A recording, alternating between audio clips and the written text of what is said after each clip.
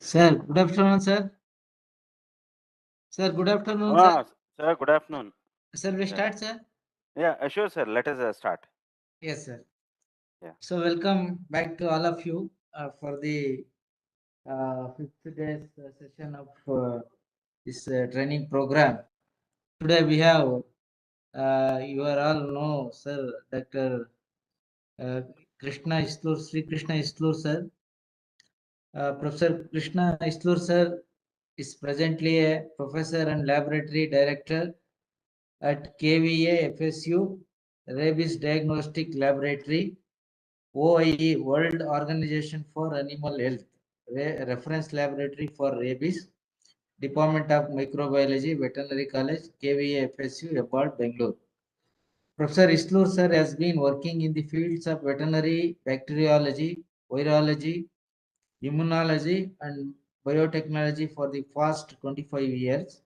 During his tenure as scientist at the erstwhile AICRP on ADMAS, PD ADMAS ICR Bangalore, and now ICR Nivedi, we all visited there from 1994 to 2001, in charge TB and brucellosis control unit, Department of Animal Husbandry and Veterinary Sciences, Government of Karnataka, and subsequently as Assistant and Associate Professor, Department of Microbiology, Veterinary College, KV, FSU. Sir was involved in the development of diagnostics and vaccines, molecular epidemiology, and human resource development with special reference to brucellosis, bovine mastitis, and rabies. Sir has been the principal investigator of various national and international research projects on brucellosis, bovine mastitis, and rabies funded by extramural agencies such as World Bank, ICR, DBT, OIE, and private agencies. Dr. Isloor sir was involved in organizing 18 national level training programs on ELISA techniques for brucellosis, infectious bovine rhinotracheitis, and uh, Rinderpest at ICR Advanced Bangalore from 1995 to 2001, and several training programs for veterinarians under ASCAD and rabies diagnosis by advanced tools at Veterinary College Bangalore during 2005 and 2011. The most important contributions of Dr. Isloor sir in the field of immunology and biotechnology include development of A to B ELISA kit for bovine brucellosis, both serum-based and pooled milk-based multiplex PCR for major mastitis causing pathogens, biofilm-based vaccine against bovine mastitis, rapid fluorescent focus inhibition test for estimation of anti-rabies vaccinal antibodies, molecular epidemiology of animal rabies, employing above mentioned tools has additionally granted funds for the institution. Sir played a pivotal role in the Lakshadweep survey on rabies under the WHO program. Sir achieved several because of his contribution. Currently, Dr. Isloor sir is involved in strategies along with the Bruhat Bangalore Mahanagara for the control of rabies in dogs in Bangalore. Recently, Dr. Isloor was the member of the National Technical Advisory Committee of Ministry of Health, Government of India for the control and elimination of rabies in India by 2030 and was involved in making the National Action Plan for estimation of rabies in India. Further, Sir has been designated as the OAE expert for rabies at the OAE Reference Laboratory for Rabies by the Director General, OAE France in 2020, catering to the need of providing technical inputs and scientific excellence on rabies to South Asian countries and Southeast Asian countries. So this is the first OAE reference laboratory for rabies in the South Asia and Southeast Asian region and the 12th in the world Dr. Isloor sir was the organizing secretary of the OAE Virtual Training and Diagnosis of Rabies for SAARC countries. So current priorities of Dr. Isloor sir are development of cost-effective, user-friendly, in-house quality immunodiagnostics for rabies, further strengthening of diagnosis of rabies through human resource development and implementation of rabies control strategies in the region. Sir also got several awards, and few of them are recipient of prestigious national level Lal Bahadur Shastri Young Scientist Team Research and Sardar Patel Best Institution Awards of ICAR and DBT Commercialization Awards during 2001 and 2002. Sir was also recipient of Best Veterinarian Award for the year 2003, National Fellow of Indian Society for Veterinary Immunologists and Biotechnologists in 2017, and the National Level Visionary Award for the Outstanding Achievements in Rabies by the Indian Veterinary Association in 2019 in the International Conference held in July 2019 in New Delhi. Considering his contribution in the field of animal rabies, he was nominated by the World Organization for Animal Health, an equivalent agency to WHO, France, to represent India in the international workshop on rabies held in SAARC headquarters at Kathmandu, Nepal during 2019. And recently, Sir also awarded prestigious Karnataka Science and Technology Fellowship. So with this brief introduction, once again, on behalf of all of you, Karnataka Innovation and Technology Society, Department of IT, BT and SNT, and DBT, Government of India, and my own behalf, on behalf of all of you, a warm welcome you, sir, for giving the distinguished talk on vaccines. Welcome you, sir. Welcome you, sir. Sir ನಮಸ್ಕಾರ. ಕೇಳ್ತಾ ನಮಸ್ಕಾರ ಇದೆಯಾ sir. Voice? ಕೇಳಿಸ್ತಾ ಇದೆ sir. So ಎಲ್ರಿಗೂ ನಮಸ್ಕಾರ, ಶುಭ ಅಪರಾಹ್ನ. ವಿಶೇಷವಾಗಿ ಸಾಹೇಬ್ರು ಶ್ರೀನಿವಾಸ್ ಸರ್ ಅವರು ಹೇಳ್ತಾ ಇದ್ರು ಸಂಕ್ಷಿಪ್ತವಾಗಿ ಅಂತ. ಇದು ಸಂಕ್ಷಿಪ್ತವಲ್ಲ, ತುಂಬಾ ವಿವರವಾಗಿ ಪರಿಚಯ ಮಾಡಿಸ್ಕೊಟ್ಟಿದ್ರಿ ಸರ್. ತುಂಬಾ ಧನ್ಯವಾದಗಳು ಅದಕ್ಕೆ. ವಿಶೇಷವಾಗಿ ಕರ್ನಾಟಕ, ನಮ್ಮ ಕರ್ನಾಟಕ ವಿಜ್ಞಾನ ಮತ್ತು ತಂತ್ರಜ್ಞಾನ ಅಕಾಡೆಮಿಗೆ ಇದೊಂದು ಬಹುಶಃ ತಾವು 3ನೇ ಅವಕಾಶ ನಂಗೆ ಮಾಡಿಕೊಡ್ತಾ ಇದ್ದೀರಿ. ಈಗ ಇತ್ತೀಚೆಗೆ thank you so much sir. It's my pleasure as well to be associated with the KST, and then thank you so much profusely for giving me a chance to share whatever little I know to my fellow colleagues from different colleges in the state of our Karnataka.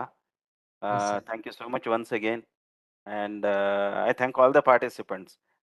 I think ಇತ್ತೀಚೆಗೆ ಒಂದು ದಿನದ ಒಂದು ಕಾರ್ಯಾಗಾರವನ್ನ KSTA ಮುಖೇನ ನಮ್ಮ rabies lab ಅಲ್ಲಿ, ನಮ್ಮ ಸೂಕ್ಷ್ಮಾಣು ಜೀವಿಶಾಸ್ತ್ರ ವಿಭಾಗದಲ್ಲಿ ಕೂಡ KST ಅವರ ಒಂದು ಆಯೋಜನೆ ಕೂಡ ಮಾಡಿಕೊಟ್ಟಿದ್ರು.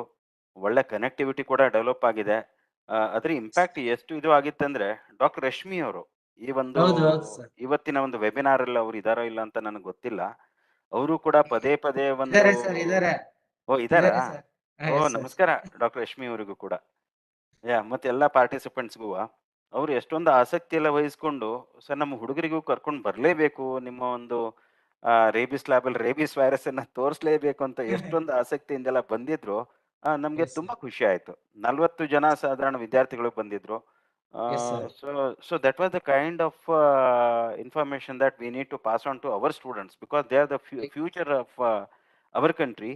And thank you so much to the KSTA, with a special reference to Professor S. Ayappan sir, who actually linked me to the KSTA, and then Dr. Ramesh sir, then Shri Srinivasu sir, Mr. Antony, and then all those who have been part of the KSTA.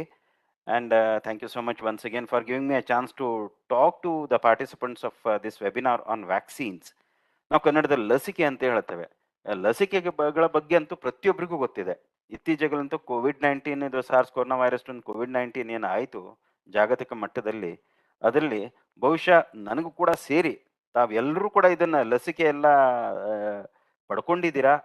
But ಇವತ್ತಿನ ಒಂದು ಕಾರ್ಯಾಗಾರದಲ್ಲಿ ಈ ಲಸಿಕೆ ಅಂದ್ರೆ ಏನು ಮೂಲತಃ, ಇದು ಸಾಧಾರಣ ಯಾವಾಗ ಇದ್ರ ಒಂದು ಕಾನ್ಸೆಪ್ಟ್ ಎಲ್ಲ ಪ್ರಾರಂಭ ಆಯಿತು, ತದನಂತರ ಯಾವ್ಯಾವ ಬಗೆಗಳ ಲಸಿಕೆಗಳೆಲ್ಲ ಈಗ ನಮ್ಗೀಗ ಜಾಗತಿಕ ಮಟ್ಟದಲ್ಲಿ ನಮ್ಮ ರಾಜ್ಯದಲ್ಲಿ ನಮ್ಮ ರಾಷ್ಟ್ರದಲ್ಲೆಲ್ಲ ಲಭ್ಯತೆ ಇದೆ. ಪ್ರಾಣಿಗಳಲ್ಲೂ ಕೂಡ ನಾವು ಲಸಿಕೆಯನ್ನ ಯೂಸ್ ಮಾಡ್ತಾ ಇದೀವಿ ರೋಗವನ್ನ ನಿಯಂತ್ರಣ ಮಾಡ್ಲಿಕ್ಕೆ. ಮನುಷ್ಯರಲ್ಲೂ ಕೂಡ ರೋಗವನ್ನ ನಿಯಂತ್ರಣ ಮಾಡಕ್ಕೆ ಲಸಿಕೆಯನ್ನು ಯೂಸ್ ಮಾಡ್ತಾ ಇದೀವಿ. ಯಾವ್ಯಾವ ಬಗೆಗಳು, ಅದರಿಂದ ಏನೇನ್ ಅಡ್ವಾಂಟೇಜಸ್ ಇದೆ, ಏನೇನ್ ಡಿಸ್ಅಡ್ವಾಂಟೇಜಸ್ ಎಲ್ಲ ಇದೆ, ಮತ್ತೆ ಯಾವ ರೀತಿಯಲ್ಲಿ ವಿಶೇಷವಾಗಿ, ಯಾಕಂದ್ರೆ ನಾವು ಈಗ ವಿಜ್ಞಾನದ ಬಗ್ಗೆ ಮಾತಾಡ್ತಾ ಇರೋದ್ರಿಂದ ಈ ಬೇರೆ ಬೇರೆ ಬಗೆಯ ಈ ಲಸಿಕೆಗಳು ಯಾವ ಪ್ರಕಾರ ನಮ್ಮ ರೋಗ ನಿರೋಧಕ ಶಕ್ತಿಯವನ್ನ ಸದೃಢ ಮಾಡುತ್ತೆ ಅನ್ನೋದ್ರ ಬಗ್ಗೆ ನಾವು ಸ್ವಲ್ಪ ಈ ಇಮ್ಯುನಾಲಜಿ ಅಂತ ನಾವೇನು ಹೇಳ್ತೀವಿ ಅದ್ರ ಬಗ್ಗೆ ಸ್ವಲ್ಪ ಇವತ್ತೊಂದು ಸ್ವಲ್ಪ ತಿಳ್ಕೊಳ್ಳೋಣ. ನನಗೆ ಈ ಒಂದು ವ್ಯಾಕ್ಸಿನ್ಸ್ ಬಗ್ಗೆ ಏನೇನು ಮಾಹಿತಿ ಎಲ್ಲ ಇದೆ ನಮ್ಮ ಎಲ್ಲ ಪಾರ್ಟಿಸಿಪೆಂಟ್ಸ್ಗೆ ನಾನು ಒಂದು ಉದ್ದೇಶಿಸಿ ಇದ್ರ ಬಗ್ಗೆ ಇವತ್ತಿನ ಒಂದು ಒಂದು ಚರ್ಚಾಕೂಟದ ಒಂದು ಮುಖ್ಯವಾದಂಥ ಒಂದು ವಿಷಯ ವ್ಯಾಕ್ಸಿನ್ಸ್, ಲಸಿಕೆ ಅಂತ ಹೇಳ್ತೀವಿ. ಈಗ ಸಾಧಾರಣ 2,500 ವರ್ಷಗಳ ಹಿಂದೆ ಜನರಿಗೆಲ್ಲ ಇಮ್ಯುನಿಟಿ, ನಮ್ಮ ರೋಗ ನಿರೋಧಕ ಶಕ್ತಿ ಅನ್ನುವಂತಹದ್ದು ಕೆಲಸ ಮಾಡತ್ತೆ ಅಂತ ಅದ್ರ ಬಗ್ಗೆ ಒಂದು ಮಾಹಿತಿ ಇತ್ತು. ಅದ್ರಲ್ಲಿ ಗ್ರೀಕ್ ಫಿಸಿಷಿಯನ್ಸ್ ಅವರೆಲ್ಲ ಯಾವ ರೀತಿಯನ್ನು ಏನೇನು ಅಬ್ಸರ್ವ್ ಮಾಡಿದ್ರೆ ಅಂದ್ರೆ, ಜನರಿಗೆ ಯಾವಾಗ ಸ್ಮಾಲ್ ಪಾಕ್ಸ್, ಇದು ಸಿಡುಬು ರೋಗ ಅಂತ ಹೇಳ್ತೀವಿ, ಈಗೆಲ್ಲ ತಾವೆಲ್ಲ ಮಂಕಿ ಪಾಕ್ಸ್ ಬಗ್ಗೆ ಎಲ್ಲ ಕೇಳಿದ್ದೀರಾ. ಸ್ಮಾಲ್ ಪಾಕ್ಸ್ ಅದು ಅಂತೂ ಅತ್ಯಂತ ಮಾರಣಾಂತಿಕ ರೋಗ ಆಗಿತ್ತು. It was pandemic disease. ಹಲವಾರು ಲಕ್ಷಗಟ್ಟಲೆ ಜನರು ಈ ಒಂದು ಸ್ಮಾಲ್ ಪಾಕ್ಸ್ಗೆ ತುತ್ತಾಗಿ ಮರಣ ಹೊಂದಿರುವಂತಹದ್ದು ದಾಖಲೆಲ್ಲ ಆಗಿದೆ. ಬಟ್ ಯಾರಿಗೆ ಈ ಒಂದು ಸ್ಮಾಲ್ ಪಾಕ್ಸ್ ವೈರಲ್ ಡಿಸೀಸ್ ಬಂದ್ಬಿಟ್ಟು ಅವರು ಸರ್ವೈವ್ ಆಗಿದ್ದಾರೆ, ಅವರಿಗೆಲ್ಲ ಇನ್ನೊಂದ್ಸರಿ 2ನೇ ಸರಿ ಸ್ಮಾಲ್ ಪಾಕ್ಸ್ ಬಂದೇನೇ ಇಲ್ಲ. ಈಗ ಕೋವಿಡ್-19 ಅಲ್ಲೆಲ್ಲ ನೋಡಿ, ಒಂದ್ಸರಿ ಕೋವಿಡ್-19 ಬಂದ ಕೂಡಲೇ ವ್ಯಾಕ್ಸಿನೇಷನ್ ತಗೊಂಡಿರ್ತಾರೆ, ಆದ್ರೆ ಮತ್ತೆ ಕೋವಿಡ್-19 ಕೂಡ ಆಗಿರುತ್ತೆ ಅಂತ ತುಂಬಾ ಎಕ್ಸಾಂಪಲ್ಸ್ ನಮ್ಮ ರಾಜ್ಯದಲ್ಲೇ ಇದೆ, ನಮ್ಮ ಬೆಂಗಳೂರು ನಗರದಲ್ಲೂ ಕೂಡ ಇದೆ. 2 ಸರಿ ಕೋವಿಡ್ ಬಂದಿದೆ, 3 ಸರಿ ಕೋವಿಡ್ ಎಲ್ಲ ಬಂದಿದೆ. ಆದ್ರೆ ಸ್ಮಾಲ್ ಪಾಕ್ಸ್ ವಿಶೇಷತೆ ಏನಂದ್ರೆ, ಒಂದು ಸರಿ ಅವರಿಗೆ ಸ್ಮಾಲ್ ಪಾಕ್ಸ್ ಕಾಯಿಲೆ ಬಂದು ತದನಂತರ ಗುಣ ಆದ ನಂತರ ಅವರಿಗೆ ಮತ್ತೆ ಅವರ ಜೀವಮಾನದಲ್ಲಿ ಸ್ಮಾಲ್ ಪಾಕ್ಸ್ ಇನ್ನೊಂದ್ಸರಿ ಬಂದೇ ಇಲ್ಲ. ಇದ್ರ ಬಗ್ಗೆ ಜನರಿಗೆಲ್ಲ 2,500 ವರ್ಷಗಳ ಮುಂದೆನೆ ಇದ್ರ ಬಗ್ಗೆ ಗೊತ್ತಿತ್ತು. ಅಂದ್ರೆ people new about the system that work, that is nothing but the immunity of an individual. ಅದರಿಂದ ಆ ಸಂದರ್ಭದಲ್ಲಿ ಅವ್ರು ಯಾವ ರೀತಿ ಒಂದು ಭಾವನೆಯಲ್ಲಿ ಇತ್ತಂದ್ರೆ, becoming infected by certain diseases actually gives the immunity. ಯಾವುದೇ ಒಂದು ರೋಗಕ್ಕೆ ತುತ್ತಾಗಿದ್ದಿದ್ರೆ ಬದುಕುಳಿದ ನಂತರ ಮತ್ತೆ ಆ ರೋಗವಂತೂ ಅದೇ ಮನುಷ್ಯರಿಗೆ ಅಥವಾ ಪ್ರಾಣಿಗಳಿಗೆ ಬರುವಂತದ್ದು ತುಂಬಾ ಕಡಿಮೆ ಅಥವಾ ಬರೋದೇ ಇಲ್ಲ. ಈಗ ತಾವೆಲ್ಲರೂ ಕೇಳಿದ್ದೀರಾ, ಈಗಷ್ಟೇ ನಾವು ಸ್ಮಾಲ್ ಪಾಕ್ಸ್ ಬಗ್ಗೆನೂ ಕೂಡ ಚರ್ಚೆ ಎಲ್ಲ ಮಾಡ್ತಾ ಇದ್ವಿ. ಈಗ ಎಡ್ವರ್ಡ್ ಜೆನ್ನರ್ ಅಂತ ನಾವೆಲ್ಲ ಕೇಳಿದ್ವಿ. ಈ ಒಂದು ವಿಜ್ಞಾನಿ 1796ರಲ್ಲಿ ಅವರೊಂದು ಅಬ್ಸರ್ವೇಷನ್ ಮಾಡಿದ್ರು. ಈ ಮಿಲ್ಕ್ ಮೇಡ್ಸ್ ಅಂದ್ರೆ ಹಾಲು ಕರೆಯುವಂತ ಹೆಂಗಸರೆಲ್ಲ ಇರ್ತಾರಲ್ಲ, ಅವರಿಗೆ ದೇವರ್ infected with the cow pox. Cow pox ಅಂದ್ರೆ ಇದು ಹಸುಗಳಲ್ಲಿ, ಇಲ್ಲಿ ಈ ಚಿತ್ರಣದಲ್ಲಿ ಕಾಣಿಸ್ತಾ ಇದೆ ನೋಡಿ, ಇಲ್ಲಿ ನಮ್ಮ ಮ್ಯಾಮರಿ ಗ್ಲ್ಯಾಂಡ್ ಅಥವಾ ಟೀಟ್ಸ್ ಮೇಲೆಲ್ಲ ಕೋಪಾಕ್ಸ್ ಲೀಷನ್ಸ್ ಎಲ್ಲ ಆಗಿರ್ತವೆ. ಈ ಟೀಟ್ಸ್ ಅನ್ನೇ ಹಿಡ್ಕೊಂಡೆ ಅವರು ಹಾಲೆಲ್ಲ ಕರೀತಾರೆ. ಅಂತ ಸಂದರ್ಭದಲ್ಲಿ ಈ ಹಾಲು ಕರೆಯುವಂತವರಿಗೆ, ಈ ಮಿಲ್ಕ್ ಮೇಡ್ಸ್ಗೆಲ್ಲ ಈ ವೈರಸ್ ಕೌಪಾಕ್ಸ್ ಕೂಡ ಬಂದ್ಬಿಟ್ಟಿರತ್ತೆ. ಆದ್ರಿಂದ ಕೌಪಾಕ್ಸ್ ನಮ್ಮ ಮನುಷ್ಯರಿಗೆ ಮಾರಣಾಂತಿಕ ಅಲ್ಲ. ಹಸುಗಳಲ್ಲೂ ಕೂಡ ಅಂತ ಮಾರಣಾಂತಿಕವಂತೂ ಕಾಯಿಲೆ ಅಂತೂ ಅಲ್ಲ. ಅದ್ರಲ್ಲಿ ಹಾಲು ಉತ್ಪಾದನೆ ಕಡಿಮೆ ಆಗುತ್ತೆ, ಮತ್ತೆ ಬೇರೆ ಬೇರೆ ಕೆಲವು ತೊಂದರೆಗಳು ಕೂಡ ಉಂಟಾಗ್ಬೋದು. ಬಟ್ ಇದು ಕೌಪಾಕ್ಸ್ ಕೂಡ ಮಾರಣಾಂತಿಕ ಅಲ್ಲ ಹಸುಗಳಿಗೆ. ಬಟ್ ಒಂದು ಇಂಟ್ರೆಸ್ಟಿಂಗ್ ಅಬ್ಸರ್ವೇಷನ್ ಈ ಎಡ್ವರ್ಡ್ ಜೆನ್ನರ್ ಏನ್ ಮಾಡಿದ್ರಂದ್ರೆ, ಈ ಒಂದು ಹಾಲು ಕರೆಯುವಂತ ಜನರಿಗೆ, ಅಂದ್ರೆ ವಿಶೇಷವಾಗಿ ಯಾವ್ಯಾವ ಹಸುಗಳಿಗೆ ಕೌ ಪಾಕ್ಸ್ ಬಂದಿತ್ತು ಅದರಿಂದ ಹಾಲು ಕರೆಯುವಂತವರಿಗೆಲ್ಲ ಈ ಸ್ಮಾಲ್ ಪಾಕ್ಸ್ ಬಂದೇನೇ ಇಲ್ಲ. That was a great observation made by that scientist Edward Jenner. ಆವಾಗ ಅವ್ರು ಏನ್ ಮಾಡಿದ್ರು, ಆ ಎಕ್ಸ್ಪೆರಿಮೆಂಟಲಿ ಆ ಕೌ ಪಾಕ್ಸ್ ಮೇಲೆ ಇಲ್ಲೂ ಕೂಡ ಕಾಣಿಸುತ್ತೆ ನೋಡಿ, ಒಳ್ಳೆ ಪಾಕ್ ಲೀಷನ್ಸ್ ಅಂತ ಹೇಳ್ತೀವಿ. ಇಂಥದ್ದೆಲ್ಲ ಕೌ ಪಾಕ್ಸ್ ಇದ್ದಂತ ಹಸುಗಳಿಂದ, ಇಂಥವರ ಒಂದು ಮ್ಯಾಮರಿ ಗ್ಲ್ಯಾಂಡ್ ಇಂದ, ಆ ಕೆಚ್ಚಲಿಂದ ಇಂಥ ಲೀಷನ್ಸ್ ಅನ್ನ ಅದ್ ಎತ್ತಿ ಅದನ್ನ ಒಂದ್ರ ಇನಾಕ್ಯುಲೇಟ್ ಮಾಡಿದ್ರು ಮನುಷ್ಯರಿಗೆ. ಯಾರಿಗೆ ಸ್ಮಾಲ್ ಪಾಕ್ಸ್ ಬಂದಿರಲಿಲ್ಲ ನೋಡಿ, ಅವರಿಗೆಲ್ಲ ಇಂಜೆಕ್ಷನ್ ಕೊಟ್ಟ ನಂತರ ಅಂಥವ್ರಿಗೂ ಕೂಡ ಸ್ಮಾಲ್ ಪಾಕ್ಸ್ ಬಂದೇನೇ ಇಲ್ಲ. ಅದಕ್ಕೆ ನಾವು ವ್ಯಾಕ್ಸಿನೇಷನ್ ಅಂತ ಏನು ಆಂಗ್ಲ ಭಾಷೆಯಲ್ಲಿ ಹೇಳ್ತೀವಿ. That was etymologically that derived from the term vacca. Vacca means cow. See how interesting it is. So ultimately vaccination is derived from cow. Vacca means cow in Latin language ಅಲ್ಲಿ. ಆದ್ರಿಂದ 1800ನೇ ಶತಕದಲ್ಲೇನೆ ಕಂಪಲ್ಸರಿಯಾಗಿ ಮಕ್ಕಳಿಗೆಲ್ಲ ಒಂದು vaccination ಮಾಡಲೇಬೇಕು ಅಂತ ಆ ಒಂದು ಪ್ರತೀತಿ ಕೂಡ ಅವಾಗಲೂ ಕೂಡ ಪ್ರಾರಂಭವಾಯಿತು. That was the beginning of the vaccination. And ತಮ್ಗೆಲ್ರಿಗೂ ಗೊತ್ತಿದೆ, ಸ್ಮಾಲ್ ಪಾಕ್ಸ್ ಈಗ 1978ರಲ್ಲಿ ಜಾಗತಿಕ ಮಟ್ಟದಲ್ಲಿ ಸ್ಮಾಲ್ ಪಾಕ್ಸ್ ಅನ್ನ ನಾವು ಒಂಥರ ನಿರ್ನಾಮ ಮಾಡಿದ ತರ ಆಯ್ತು, ಎರಡಿಕೇಶನ್ ಕೂಡ ಆಯ್ತು ಜಾಗತಿಕ ಮಟ್ಟದಲ್ಲಿ. ಸ್ಮಾಲ್ ಪಾಕ್ಸ್ ಈಗ ನಮ್ಮಲ್ಲಿ ಸ್ಮಾಲ್ ಪಾಕ್ಸ್ ಇಲ್ಲ. 1978ರಲ್ಲೇ it was declared that the globe was actually free from this deadly disease small pox.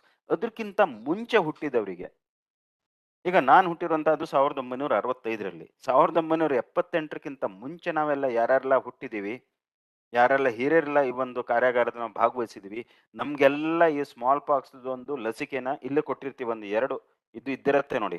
ಇನ್ನೂ ಕೂಡ ಅದ್ರ ಮೇಲೆ ಮಾರ್ಕ್ ಎಲ್ಲ ತಾವು ಕೂಡ ನೋಡ್ಬೋದು ಅಂತವ್ರು ಯಾರು ಇದ್ದಿದ್ರೆ.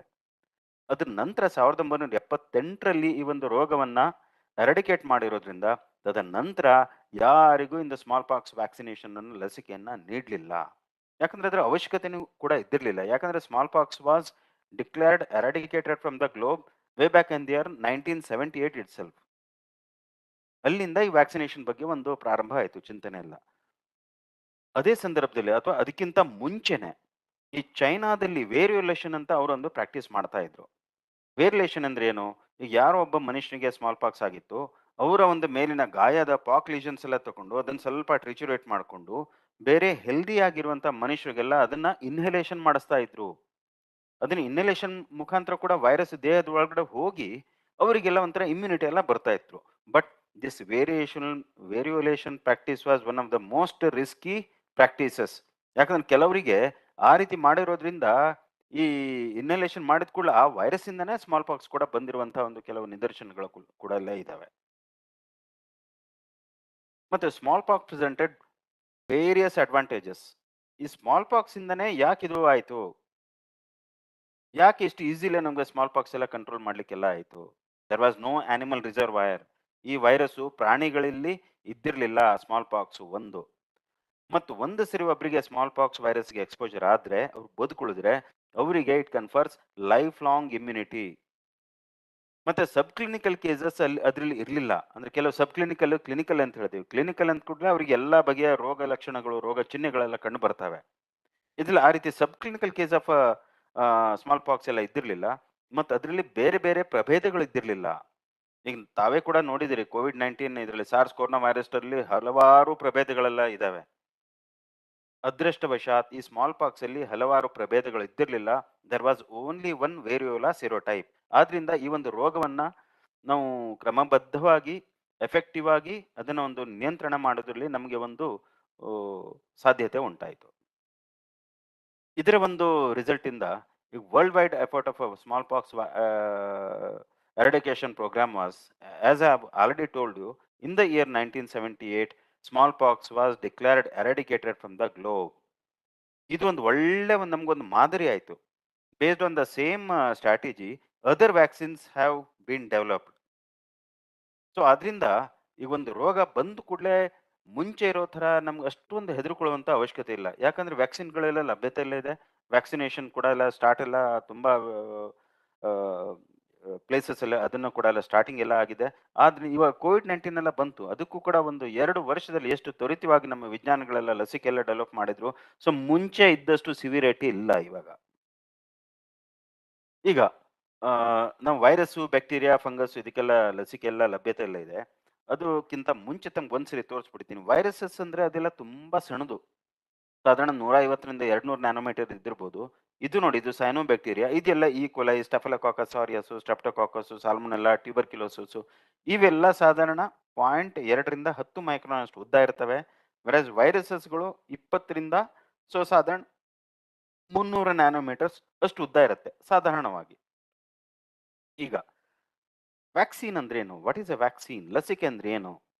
ಈಗ ಲಸಿಕೆ ಅಂತ ಹೇಳಿದ್ರೆ ಯಾವ ಒಂದು ರೋಗಾಣುವಿನಿಂದ ನಮ್ಗೆ ರೋಗ ಒಂದು ಬರುತ್ತೆ, ಅದೇ ರೋಗಾಣುವನ್ನ ನಾವನ್ನ ಸಾಯಿಸ್ಬಿಟ್ಟು ಅಥವಾ ಅದರ ಒಂದು ತೀವ್ರತೆಯನ್ನ ನಾವು ಕಡಿಮೆ ಮಾಡಿ, ಅಥವಾ ಅದೇ ಒಂದು ರೋಗಾಣುವಿನ ಕೆಲವು ಪೆಪ್ಟೈಡ್ಸ್, ಕೆಲವು ಪ್ರೋಟೀನ್ಸ್ ಅನ್ನ ಅಥವಾ ಕೆಲವು ಭಾಗಗಳನ್ನ ನಾವು ಅದನ್ನ ತಕೊಂಡು ಅದನ್ನೇ ನಾವು ಲಸಿಕೆ ಅಂತ ಮನುಷ್ಯರಲ್ಲಿ ಚುಚ್ಚಿ ಬಿಡ್ತೀವಿ.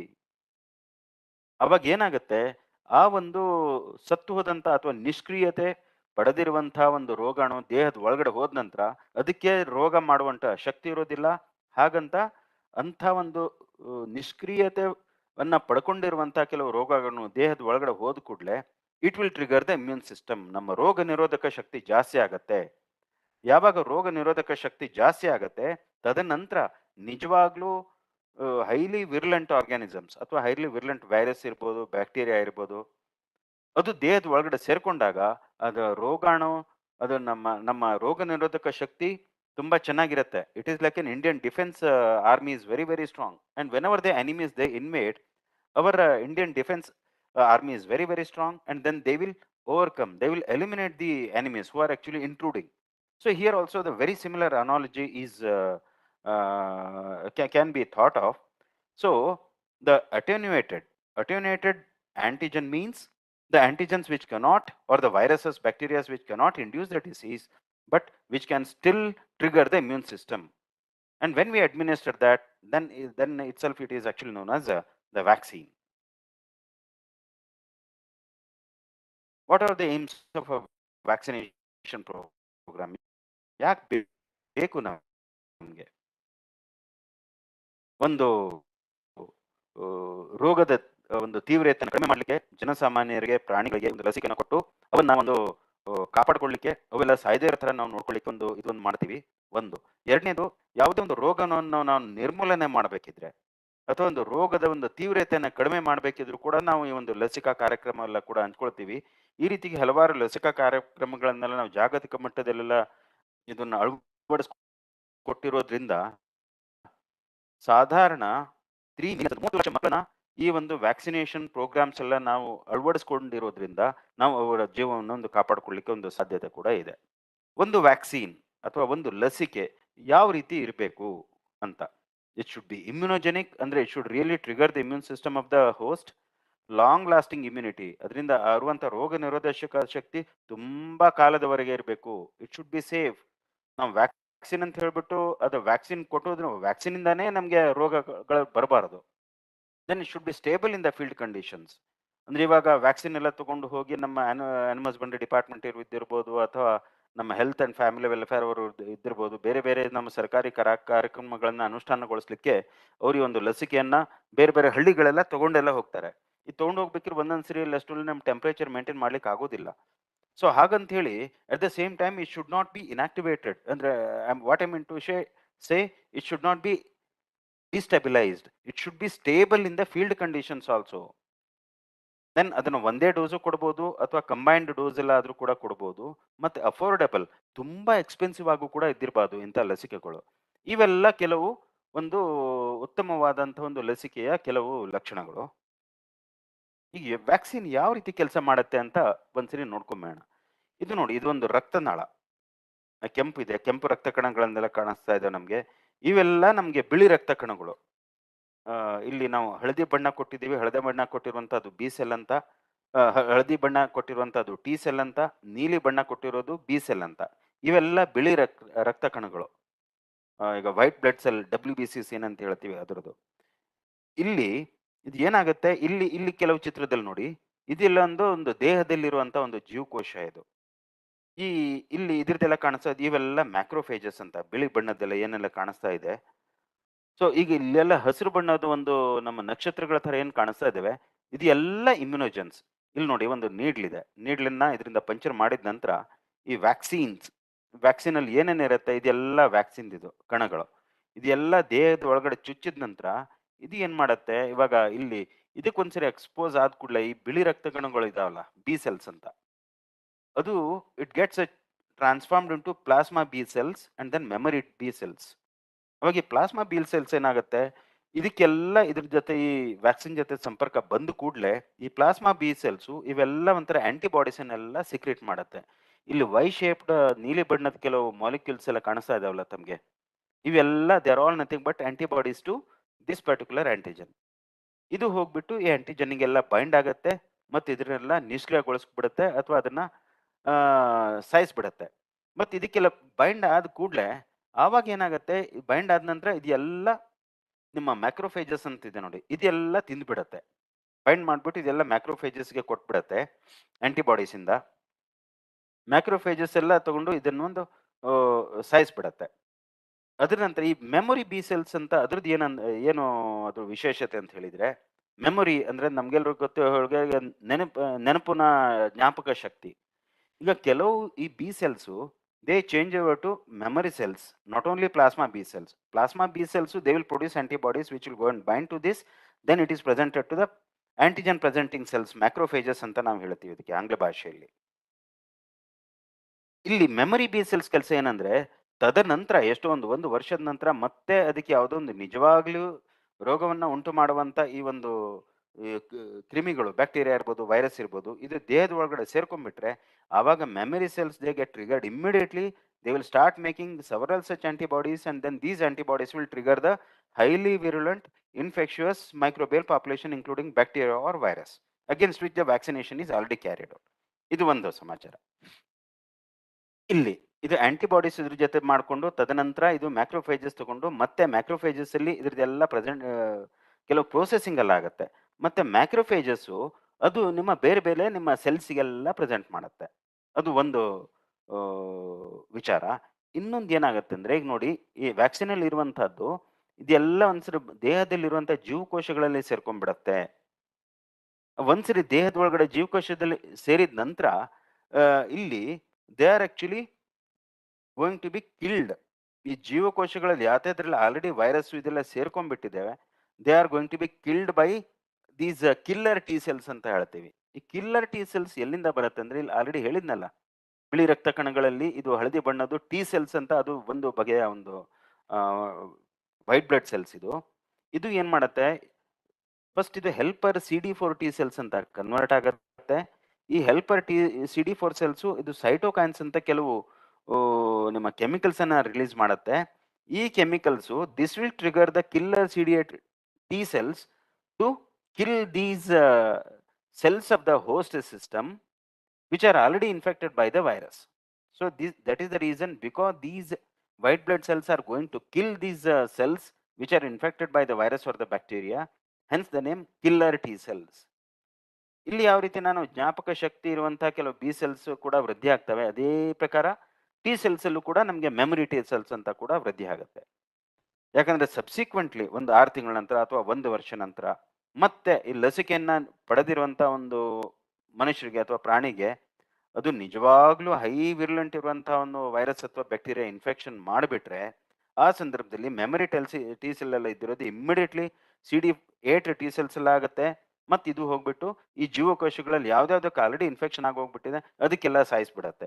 ಇದು ಈ ಒಂದು ವ್ಯಾಕ್ಸಿನ್ ಯಾವ ರೀತಿ ಕೆಲಸ ಮಾಡುತ್ತೆ ಅಂತ ಒಂದು ವಿಚಾರದ ಒಂದು ಚಿತ್ರಣ. What are the different types of vaccines? ಈಗ ಬೇರೆ ಬಗೆಯ ಲಸಿಕೆಗಳೆಲ್ಲ ಯಾವ್ದ್ಯಾವ್ದು ಅಂತ. ಈಗ ಲೈವ್ ಅಟೆನ್ಯೂಟೆಡ್ ಅಂದ್ರೆ, ಈಗ ವೈರಸ್ಗೆ ಅದಕ್ಕೆ ಜೀವ ಇರುತ್ತೆ, ಬಟ್ ಅದಕ್ಕೆ ರೋಗ ಮಾಡುವಂತ ಶಕ್ತಿ ಇರೋದಿಲ್ಲ. ಯಾಕಂದ್ರೆ ಅದಕ್ಕೆ ರೋಗವನ್ನ ಉಂಟು ಮಾಡುವಂತ ಶಕ್ತಿ ಅಂದ್ರೆ ವಿರುಲೆನ್ಸ್ ಅನ್ನ ನಾವು ಲ್ಯಾಬೊರೇಟರಿಯಲ್ಲಿ, ಪ್ರಯೋಗಶಾಲೆಯಲ್ಲಿ ಅದನ್ನ ಸಾಯಿಸಿರ್ತೀವಿ.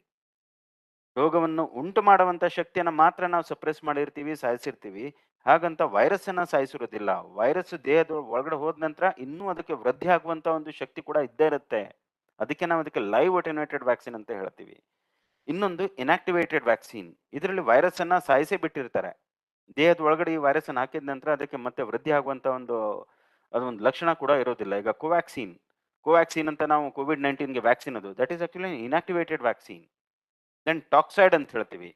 ಈಗ ಟಿಟಾನಸ್ ತಾವೆಲ್ಲರೂ ಕೂಡ ಕೇಳಿದಿರ. ಟಿಟಾನಸ್ ಅಂದ್ರೆ ಕ್ಲಾಸ್ಟ್ರಿಡಿಯಂ ಟಿಟಾನೆ ಅಂತ ಆ ಒಂದು ಬ್ಯಾಕ್ಟೀರಿಯಾದಿಂದ ಉಂಟಾಗುವಂತ ಒಂದು ರೋಗ.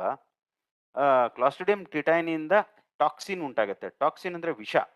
ಆ ವಿಷವನ್ನು ಕೂಡ ನಿಷ್ಕ್ರಿಯ ಮಾಡಿಕೊಂಡು ಆ ವಿಷವನ್ನು ಕೂಡ ನಾವು ವ್ಯಾಕ್ಸಿನ್ ತರ ಬಳಸಬಹುದು. ಅದಕ್ಕೆ ನಿಷ್ಕ್ರಿಯ ಮಾಡಿರುವಂತಹ ಟಾಕ್ಸಿನ್ಗೆ ಟಾಕ್ಸೈಡ್ ಅಂತ ಹೇಳ್ತೇವೆ. ಸಬ್ ಯೂನಿಟ್ ವ್ಯಾಕ್ಸಿನ್ ಅಂದ್ರೆ ಒಂದು ವೈರಸ್ಸಿನ ಒಂದು ಭಾಗನ ಮಾತ್ರ, ಇಡೀ ವೈರಸ್ ಅಲ್ಲ. ಅದ್ರಲ್ಲಿ ಸ್ಪೈಕ್ ಪ್ರೋಟೀನ್ ಇರುತ್ತೆ, ನ್ಯೂಕ್ಲಿಯೋಕ್ಯಾಪ್ಸಿಡ್ ಎಲ್ಲ ಇರುತ್ತೆ. ನಾವು ನಮ್ಮ ಈ ರೇಬಿಸ್ ಕಾರ್ಯಾಗಾರದಲ್ಲಿ ತಮ್ಗೆಲ್ಲರೂ ಕೂಡ ನಾವು ರೇಬಿಸ್ ಒಂದು ಚಿತ್ರಣ ಎಲ್ಲ ಕೂಡ ತೋರಿಸಿದೆ. ಇಲ್ಲೊಂದಿದೆ ನೋಡಿ, ಇದು ಒಂದು ಇನ್ಫ್ಲುಯೆನ್ಸಾ ವೈರಸ್ ತರ ಇದ್ರೆ ಇದು ಎಲ್ಲ ಸ್ಪೈಕ್ ಪ್ರೋಟೀನ್ಸ್ ಇದು. ಅಥವಾ ಇದು ಕೊರೋನಾ ವೈರಸ್ ಅಂದ್ರೆ ಸ್ಪೈಕ್ ಪ್ರೋಟೀನ್. ಕೇವಲ ನಾವು ಸ್ಪೈಕ್ ಪ್ರೋಟೀನ್ ಮಾತ್ರ ತಗೊಂಡು ಅದನ್ನ ನಾವು ಲಸಿಕೆ ಯೂಸ್ ಮಾಡಿದ್ರೆ ಅದಕ್ಕೆ ನಾವು ಸಬ್ ಯೂನಿಟ್ ವ್ಯಾಕ್ಸಿನ್ ಅಂತ ಹೇಳ್ತೇವೆ. ದೆನ್ ಕಾಂಜುಗೇಟ್ ವ್ಯಾಕ್ಸಿನ್ ಅಂತ ಹೇಳ್ತೀವಿ. ಕಾಂಜುಗೇಟ್ ವ್ಯಾಕ್ಸಿನ್ ಅಂದ್ರೆ ಕೆಲವು ಇದರಲ್ಲಿ ಕಾರ್ಬೋಹೈಡ್ರೇಟ್ಸ್, ಪಿಷ್ಟ, ಕೆಲವು ವೈರಸ್ ಅಲ್ಲಿ ಅಥವಾ ಕೆಲವು ಬ್ಯಾಕ್ಟೀರಿಯಲ್ ಇದ್ರೆ ಆ ಪಿಷ್ಟವನ್ನು ಮಾತ್ರ ಸಪರೇಟ್ ಮಾಡಿ ಅದಕ್ಕೆ ನಾವು ಪ್ರೋಟೀನ್ ಜೊತೆ ಅದನ್ನ ನಾವು ಲಿಂಕ್ ಮಾಡಿ ಅದನ್ನು ಕೂಡ ನಾವು ವ್ಯಾಕ್ಸಿನ್ ತರ ಎಲ್ಲ ಯೂಸ್ ಮಾಡಬಹುದು. ತದನಂತರ ನ್ಯೂಕ್ಲಿಕ್ ಆಸಿಡ್ ವ್ಯಾಕ್ಸಿನ್ ಅಂತ ಹೇಳ್ತೀವಿ. ಈಗ DNA ಕೇವಲ DNA ಕೂಡ ನಾವು ಪ್ಯೂರಿಫೈ ಮಾಡಿಕೊಂಡು ಕೂಡ ವ್ಯಾಕ್ಸಿನ್ ಅಂತ ಯೂಸ್ ಮಾಡಿದ್ದಾರೆ. ಈಗ ನೀವು ಕೋವಿಡ್-19 ಇದರಲ್ಲಿ ಸಾರ್ಸ್ ಕೊರೋನಾ ವೈರಸ್ 2 ಈ ಒಂದು ವೈರಸ್ನಿಂದ ಅವರು ಕೂಡ ಏನ್ ಮಾಡಿದ್ದಾರೆ, mRNA ವ್ಯಾಕ್ಸಿನ್ಸ್ ಅಂತೆಲ್ಲ ಮಾಡಿದ್ದಾರೆ. ಅದು ನಮ್ಮ ಅದು ಫೈಸರು ಮತ್ತೆ ಇನ್ನೊಂದು ಒಂದು 2-3 ಕಂಪನಿಯವರು ಕೂಡ mRNA ವ್ಯಾಕ್ಸಿನ್ ಅಗೇನ್ಸ್ಟ್ ಕೋವಿಡ್-19 ಅದನ್ನು ಕೂಡ ವೃದ್ಧಿಗೊಳಿಸಿದ್ದಾರೆ. ಅದಕ್ಕೆಲ್ಲ ನ್ಯೂಕ್ಲಿಕ್ ಆಸಿಡ್ ವ್ಯಾಕ್ಸಿನ್ ಅಂತ ಹೇಳ್ತೀವಿ. ದೆನ್ ರಿಕಾಂಬಿನೆಂಟ್ ವ್ಯಾಕ್ಸಿನ್ ಇಲ್ಲಿ ಏನ್ ಮಾಡ್ತಾರೆ, ಯಾವ ಒಂದು ನಿಮ್ಮ ಆಂಟಿಜನ್ ಅನ್ನ ಪ್ರೊಡ್ಯೂಸ್ ಮಾಡಿರುವಂತಹ ಒಂದು ಸಣ್ಣ ಜೀನ್ ಅನ್ನ ಇರುತ್ತೆ, ಅದನ್ನ ಕ್ಲೋನಿಂಗ್ ಮಾಡ್ತಾರೆ. ಅದ ನಂತರ ಕಂಪ್ಲೀಟ್ ಕ್ಲೋನ್ ಅನ್ನೆಯ ಆ ದೇಹದಲ್ಲಿ ಚುಚ್ಚಿದ ನಂತರ ಆ DNA ದಿಂದ mRNA ಆಗುತ್ತೆ, mRNA ಇಂದ ಪ್ರೋಟೀನ್ ಆಗುತ್ತೆ. ಆ protein is nothing but the antigen which in turn is going to trigger the immune system. And these are all the different major types of the vaccines. ಈಗ ನಮ್ಮ ಲಸಿಕೆಗಳಲ್ಲಿ ಕೂಡ ವ್ಯಾಕ್ಸಿನ್ಸ್ಗಳು ಕೂಡ first generation, second generation, third generation vaccines ಅಂತೆಲ್ಲ ವಿಂಗಡಣೆ ಎಲ್ಲ ಮಾಡಿದ್ದಾರೆ. ಈಗ ಫಸ್ಟ್ ಜನರೇಷನ್ ವ್ಯಾಕ್ಸಿನ್ ಅಂದ್ರೆ ಅದನ್ನ ಪ್ರಾಥಮಿಕವಾಗಿ ಯಾವಾಗ ಒಂಥರ ನಮ್ಮ ವ್ಯಾಕ್ಸಿನ್ ಬಗ್ಗೆ ಎಲ್ಲ ನಮಗೆಲ್ಲ ಒಂದು ವಿಚಾರ ಎಲ್ಲ ತಿಳಿದು ಬಂತು, ಆ ಸಂದರ್ಭದಲ್ಲಿ ಡೆವಲಪ್ ಮಾಡಿರುವಂತಹ ವ್ಯಾಕ್ಸಿನ್ಸ್ಗಳಿಗೆಲ್ಲ ನಾವು ಫಸ್ಟ್ ಜನರೇಷನ್ ವ್ಯಾಕ್ಸಿನ್ ಅಂತಾನೆ ಹೇಳ್ತೀವಿ. They are all the conventional vaccines. And broadly there are 2 types. One is the inactivated or the killed pathogen and then the other one is live attenuated pathogen. ಇದ್ರ ಬಗ್ಗೆ ನಾನು already ತಮಗೆ ವಿವರವನ್ನು ಕೊಟ್ಟಿದ್ದೆ. ಈಗ ಅಟೆನ್ಯೂಟೆಡ್ hole ಅಂತ ಹೇಳಿದೆ, ಇದ್ರ ಬಗ್ಗೆ ಕೂಡ ನಾನು ಆಲ್ರೆಡಿ ತಮಗೆ ಒಂದು ಸಂಕ್ಷಿಪ್ತವಾಗಿ ಈ ಹಿಂದೆನೆ ತಿಳಿಸಿದ್ದೆ. ಅದರಲ್ಲಿ they are all the weakened microbes. They cannot induce the disease, but still these microbes have the potentials to undergo replication or proliferation within the body of the vaccinated individual. They cannot cause the disease, but nevertheless, these attenuated whole agent vaccines can trigger the immune system. And these vaccines, they closely mimic the actual or the natural infection, but it doesn't induce the disease, unlike natural infection.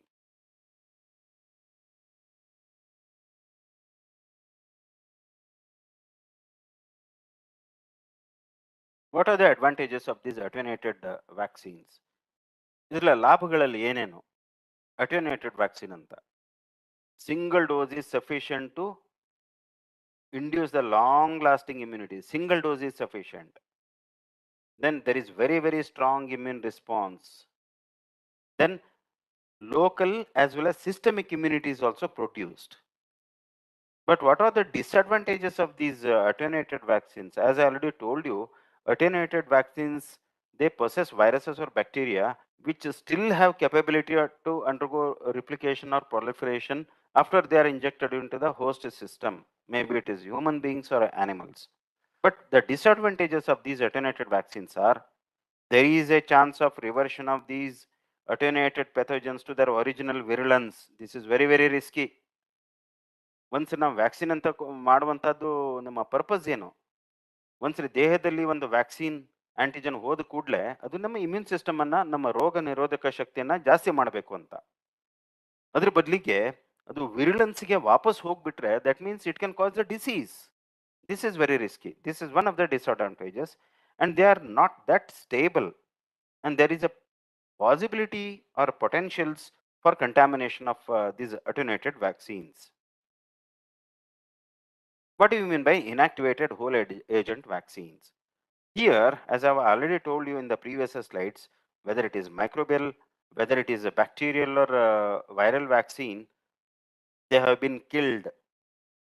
That means they are treated with some chemicals or they are heat treated, so that once these viruses or bacteria they are injected into the body, it cannot undergo multiplication. That is the meaning of these inactivated vaccines.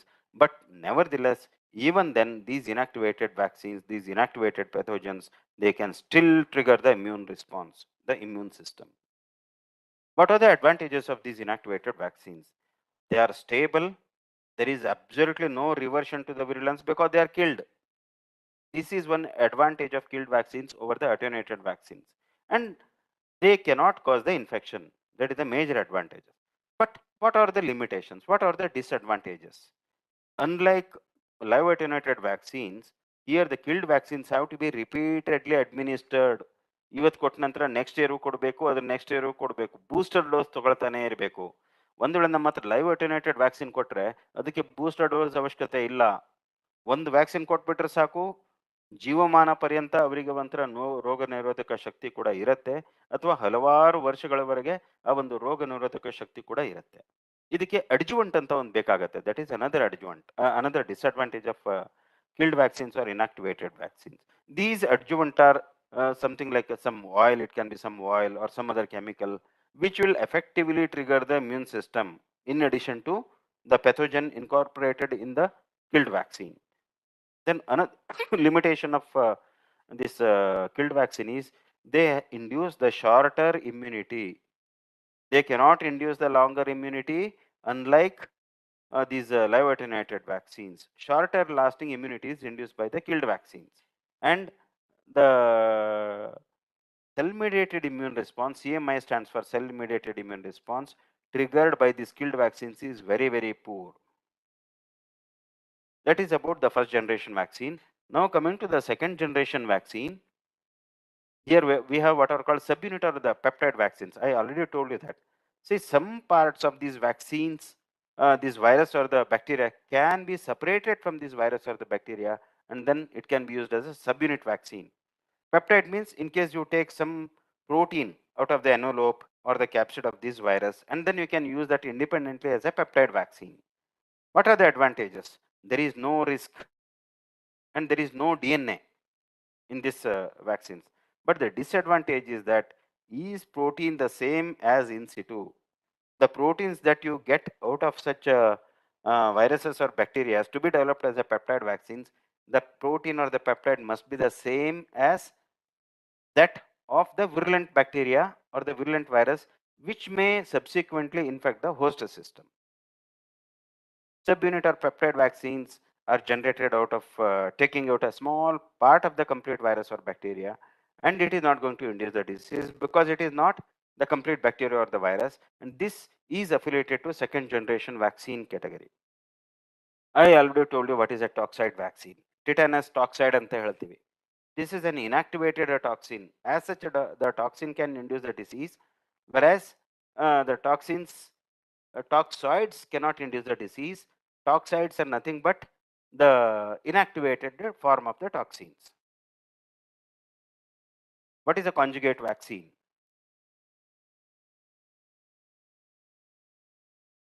What is a conjugate vaccine? As I already told you, there are some type of vaccines which use polysaccharides, the carbohydrates. And you know, some of the bacteria, they have these polysaccharide capsules. You have heard of what are called capsules. But unfortunately, these polysaccharide based antigens, the vaccines, they are very, very poorly immunogenic. And hence, to make them more immunogenic, these polysaccharides, they are combined with another protein to make the vaccine. And this is carbohydrate, and then it is linked with some other protein which is known as carrier protein, and both together can be triggering the immune system. And such vaccines are known as the conjugate vaccine, because here we have conjugated the carbohydrate with the protein, and this is the structure of the bacteria, which is actually covered by the polysaccharide coating. This is in a natural bacteria, and this is how we can take out these polysaccharides, link with the protein, and then this can be the conjugate vaccine.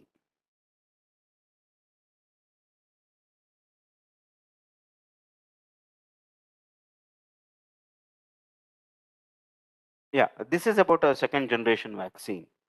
So is it okay? Am I audible, and whether the slides are moving? One of you, please.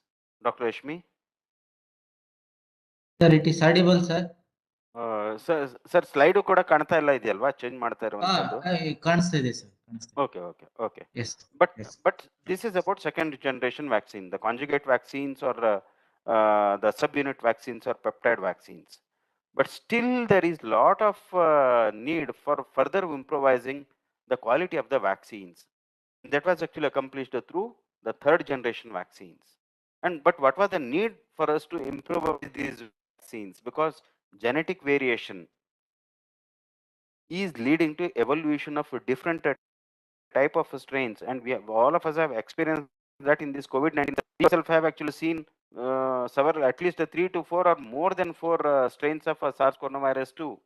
Vaccine against one strain may or may not confer effective protection against another strain.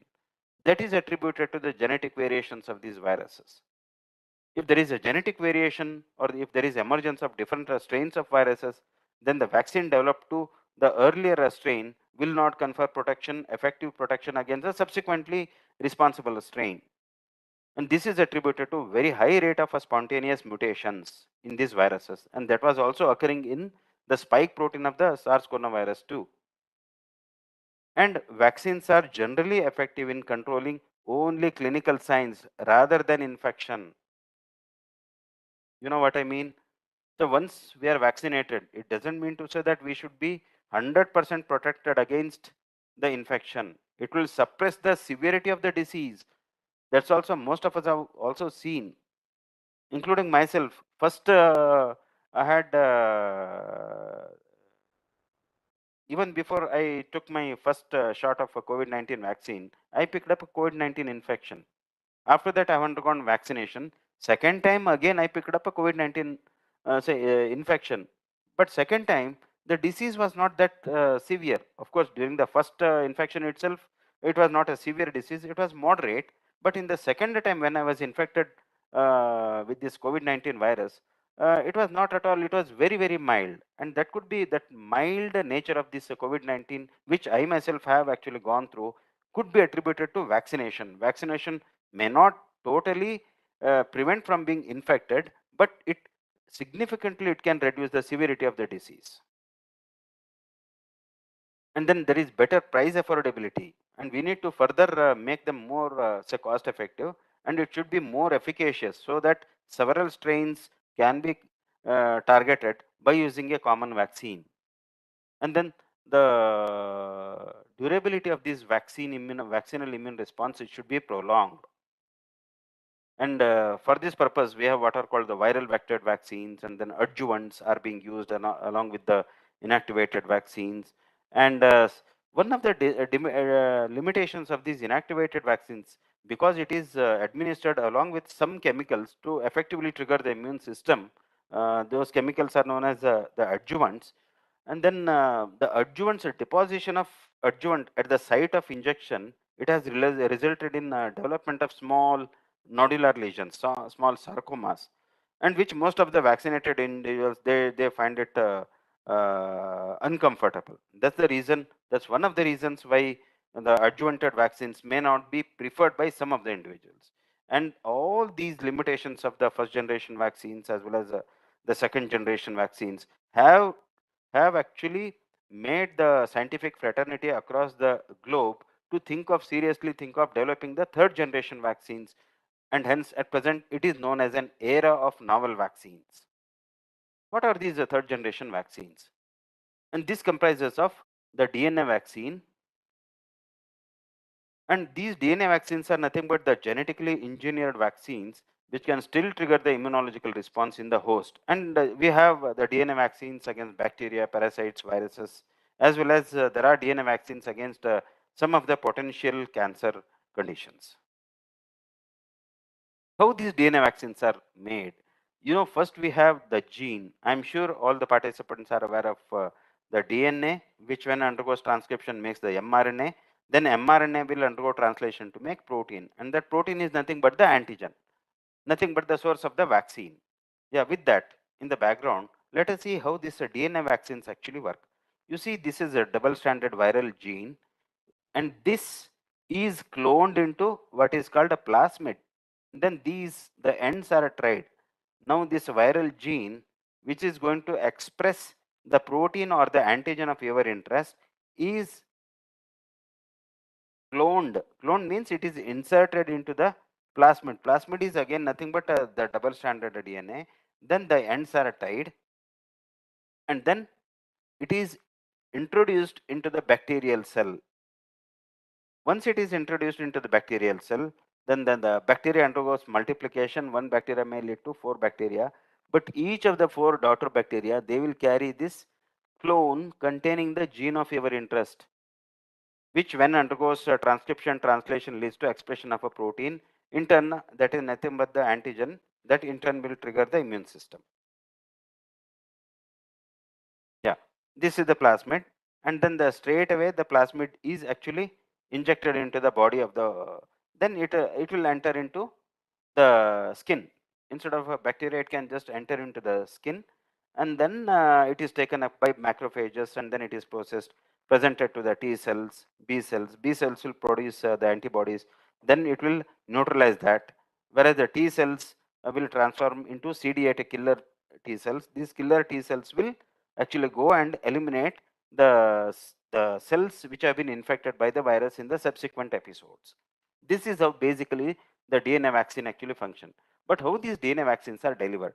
There are different jet injectors, there are gene guns, and there are injections, and then even by electroporation also, these DNA vaccines can be delivered set at different layers. You can just surf through these pictures. Even microneedle technology is also becoming very popular.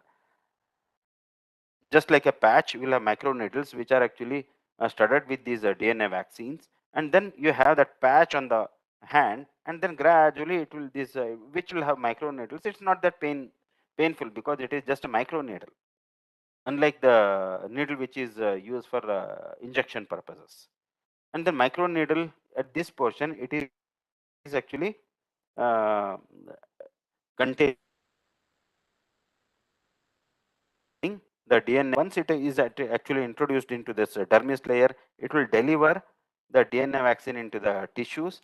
Then the DNA will undergo transcription to make messenger RNA. Messenger RNA will undergo translation to make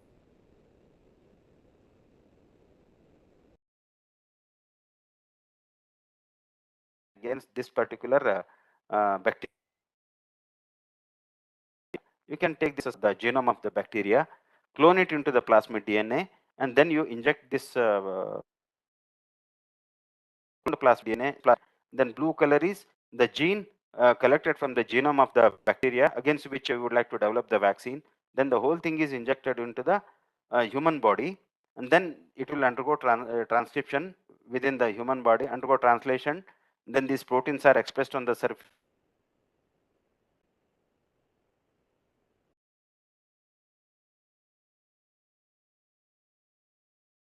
vaccine. Because of the time constraint, I may not be able to throw all that, but these DNA vaccines are reported to be relatively inexpensive, and the structure and post-translational modification of antigen is like in the natural say infection. Whereas as far as the disadvantages are concerned, there is no mass application methods for animals. The efficiency of these DNA vaccines is relatively less than compared to the already established vaccines. Then I'm going to share this PPT with the KSTA authorities, and then all the participants can have access to this. Then coming to what is RNA vaccine. Just like DNA vaccine, we have RNA vaccines. These RNA vaccines are nothing but the mRNA vaccines. And this is actually constituting a major chunk in this new era in vaccinology. I'm sure all of you have heard of these mRNA vaccines in the pandemics of COVID-19.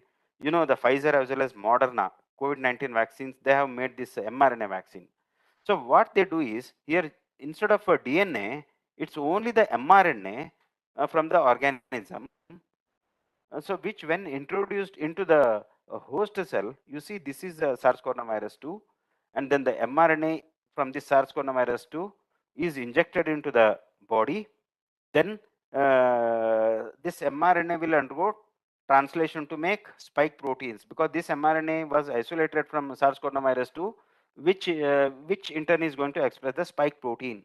These spike proteins are taken up by these antigen presenting cells. It is processed, and then it is presented to the T cells, and I had already described about these major steps.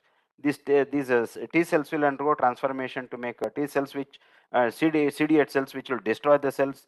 The B cells are generated. B cells will lead to generation of plasma cells. Plasma cells in turn will make the antibodies. These antibodies will neutralize the virus. This is how the mRNA vaccine actually functions. There are certain challenges with these mRNA vaccines. You see, the mRNA, once when injected into the body, can be neutralized, or it is not that stable. It undergoes degradation very fast. Then storing of mRNA for a long time is a major challenge. This is one of the reasons why the Pfizer vaccines and then Moderna vaccines against the COVID-19, they did not become popular in most of the tropical countries, because to preserve mRNA vaccines and then ship it to villages and different places in India or different most of the tropical countries, they needed to have the deep freezers. We are not having so much of infrastructure as far as preserving this mRNA in the deep freezing conditions are concerned. That is the reason why these mRNA based vaccines, because of their stringency in preserving them at very low temperature, so they did not become successful. Now, what are these vectored vaccines?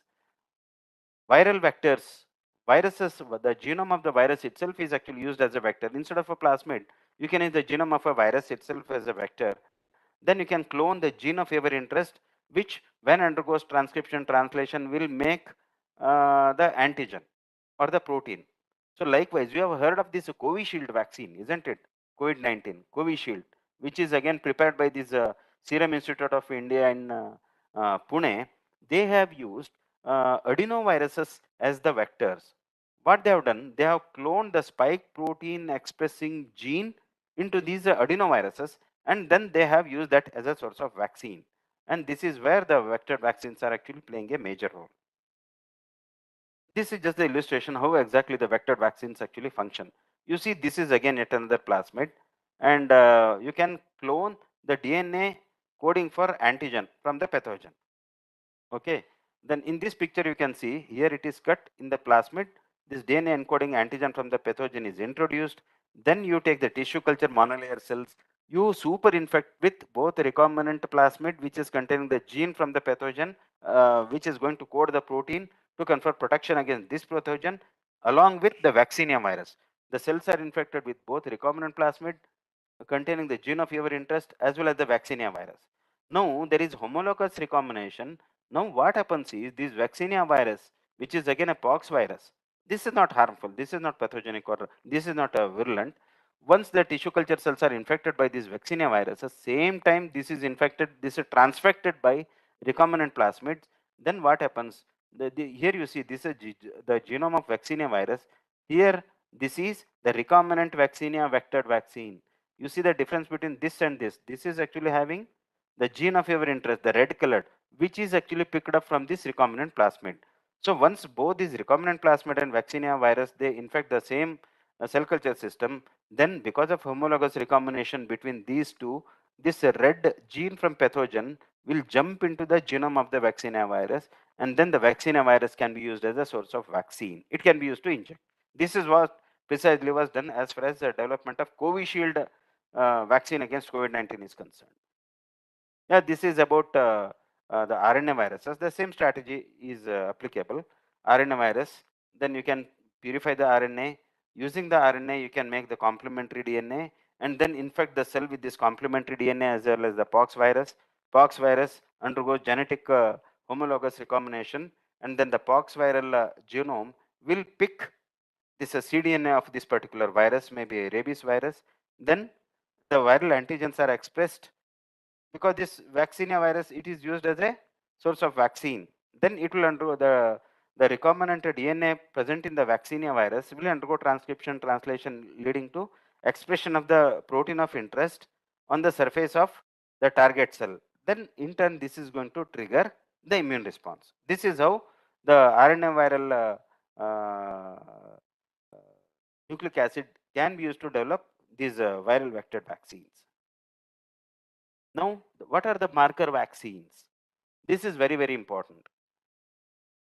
See, supposing some animal, it gets infected with foot and mouth disease, FMDV, then it will definitely lead to development of antibodies to FMDV virus. But here it is, the natural infection means the animal is going to be infected with the whole virus. You see, this is green colored is the virus. This is called the structural protein, green colored, hexagonal shaped. Whereas you can see some spiral red colored structures. These red colored structures are nothing but the enzymes. You know, enzymes are necessary for the replication of the virus in the natural infection. So structural protein which makes the virus is also protein, whereas enzymes are also proteins. So when the immune system is actually exposed to this complete infectious virus, then the antibodies are developed against the structural proteins as well as antibodies are developed against the enzymes. Against the enzymes. So here you can see antibodies against the structural proteins, that is green colored protein. Then antibodies are developed against non-structural proteins. These NSPs are nothing but the enzymes. Whereas if you develop a marker vaccine is one which does not have the NSP component. Here you see this is only the structural protein, only the green protein. Only this is the virus without the non-structural proteins, without the enzymes. Whereas here this is naturally existing FMD virus which contains the structural proteins as well as the non-structural proteins, the red colored ones. So in turn it leads to generation of antibodies to structural protein as well as NSPs or non-structural proteins, enzymes. Whereas in case of these marker vaccines, it is only the structural proteins because they are generated in the lab. Then once it is injected as a source of vaccine against FMDV, then antibodies are generated only against the structural proteins, but there are no antibodies against the enzymes or the NSPs because this vaccine does not have the NSPs or the enzymes. And that is one major difference as far as the triggering of immune system by FMDV virus from the field as well as those vaccinated using the marker vaccine against FMDV. So if you take these say serum samples from such animals and then test them, you will have only structural antibodies to only structural proteins. Whereas if you collect the serum sample from these animals which are naturally infected by this FMDV virus, FMDV, then you will have antibodies to both enzymes as well as the structural proteins. So the presence of antibodies to enzymes in infected animals helps us to differentiate the immune response, whether it is because of vaccination or because of natural infection. Because in both the systems you will have the antibodies. But how will you differentiate whether the antibodies are because of vaccination or because of natural infection? By employing this marker technology, it is possible to differentiate because you do not have antibodies to NSPs in the animals which are vaccinated using the marker vaccines. I am pretty sure this concept is very clear. Now, coming to the oral rabies vaccines, these oral rabies vaccines are becoming very, very popular. You see how important rabies in case of dogs is concerned. We have also discussed that during the visit of all the participants to our rabies lab is concerned. Dogs are the major vectors as far as transmission of rabies to other animals or human beings is concerned. How do we need to control rabies in dogs? You need to catch the dogs and then catch them and then you inject these vaccines. But catching the dogs, especially the stray dogs, is a Herculean task. If somebody can catch the dogs, then injecting is not at all an issue. Then another issue is how are we going to control rabies in jackal? How are we going to control rabies in wolf, in mongoose, in the wild animals? You cannot simply go and enter into the forest and then catch these jackals and wolf. They are wild animals. And recently, just last week itself, we have reported one more case of jackal rabies near Hariyar Taluk in Davangere district. Just we reported it just last week, Srinivasji. So, but how is that we are going to tackle these this deadly disease rabies in case of wild animals as well as street dogs? Here we have the concept of using oral rabies vaccines. What we do is the vaccine is incorporated into the baits. Some meat or some egg yolk is used as a bait, BAIT. You know what is a bait. Within that you introduce the vaccine containing sachet and then throw it onto the street. And once these dogs, the street dogs or the wild animals in the forest, if it is thrown, if it is distributed through helicopters, then they can consume it. They will be immunized against rabies. And because this is a live attenuated vaccine, oral rabies vaccines, it will trigger the immune system of these uh, animals which consume oral rabies vaccines. They are protected for life against rabies. So here you can see some pictures. You see they're all oral rabies vaccine containing sachets, and through helicopter they can distribute it, they can throw it into the forest area where we have large number of wild carnivores. They consume this and then they develop immunity against this.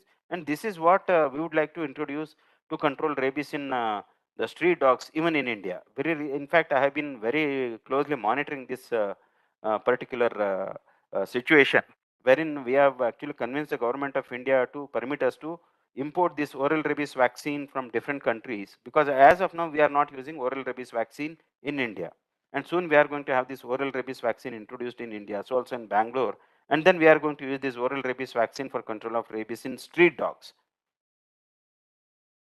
You can see the size of this oral bait rabies vaccine. This is one wild animal, skunk, and the coyotes. They play a major role in transmission of rabies in the United States. You see, it is a throne, and it is holding, and then it is consuming the vaccine. These are all different types of vaccines which are available for animals against different viruses. I can say some more vaccines which are used in animals. We have pox viral vaccines, sheep pox, goat pox, and then Marax disease in case of a poultry, Newcastle disease in case of a poultry. Then we have swine fever in case of pigs. Then avian infectious bronchitis, again caused by coronavirus. We have in fact coronavirus infections lurking in poultry population. That is called infectious bronchitis. And regularly we have been vaccinating the poultry population against this coronavirus infection. Thank God this coronavirus infection infecting dogs or cattle, bovine coronavirus or porcine coronavirus or the poultry coronavirus, they are not infecting the human beings. They are entirely different from the SARS coronavirus 2. You see here the different brands of COVID-19 vaccines have been used. This is mRNA vaccine, Pfizer BioNTech, and this is Covaxin, which is inactivated vaccine. And then we have a couple of other vaccines from different sources. So to conclude, most of the infectious diseases, they can be prevented by employing timely vaccination. You know, pulse polio vaccination programs have become very, very successful, very, very popular. The only thing is that the general public must cooperate with the government schemes to control these diseases and then come forward to take the benefits of this vaccination. And let us always go ahead with the slogan that prevention is always better than cure.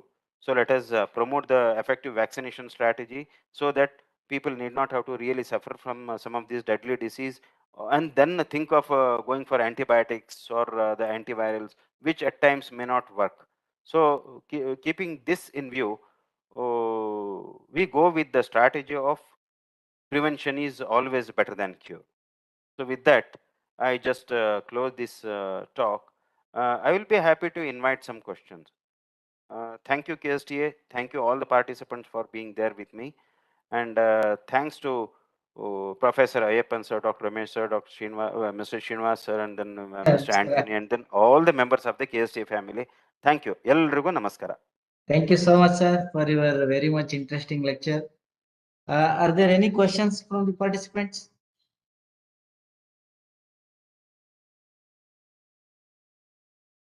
So at present, no questions, sir. So if there are any questions, we will write back to you, sir. Oh, sure, sir, definitely. Yes, sir. Thank you so much, sir, for your okay, sir. Excellent lecture, sir. Thank you, sir. Oh, ugly, sir. Thank you so Yes, much. sir. Yes, sir.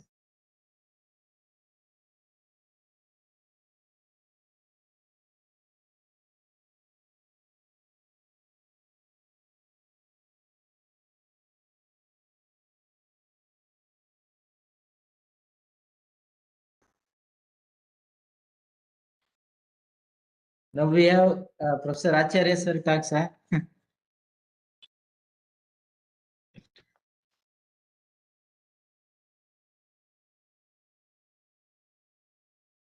Namaskara, sir. Good afternoon, everyone. Namaskara. Namaskara, sir. So good evening to one and all again. Today we have the last session of from Professor Kshtish Acharya, sir, presently Professor Transcriptomics, Transcriptomics and Reproductive Biology at Institute of Bioinformatics and Applied Biology, IBAB, Bangalore. So Kshtish Acharya sir received his PhD from Banaras Hindu University, Varanasi, and completed postdoctoral research at IISc Bangalore and then moved to University of Virginia, America, head of research and production units, Yashraj Biotechnology Limited during 2002, and founder of Biological Data Analyzers Association in 2015.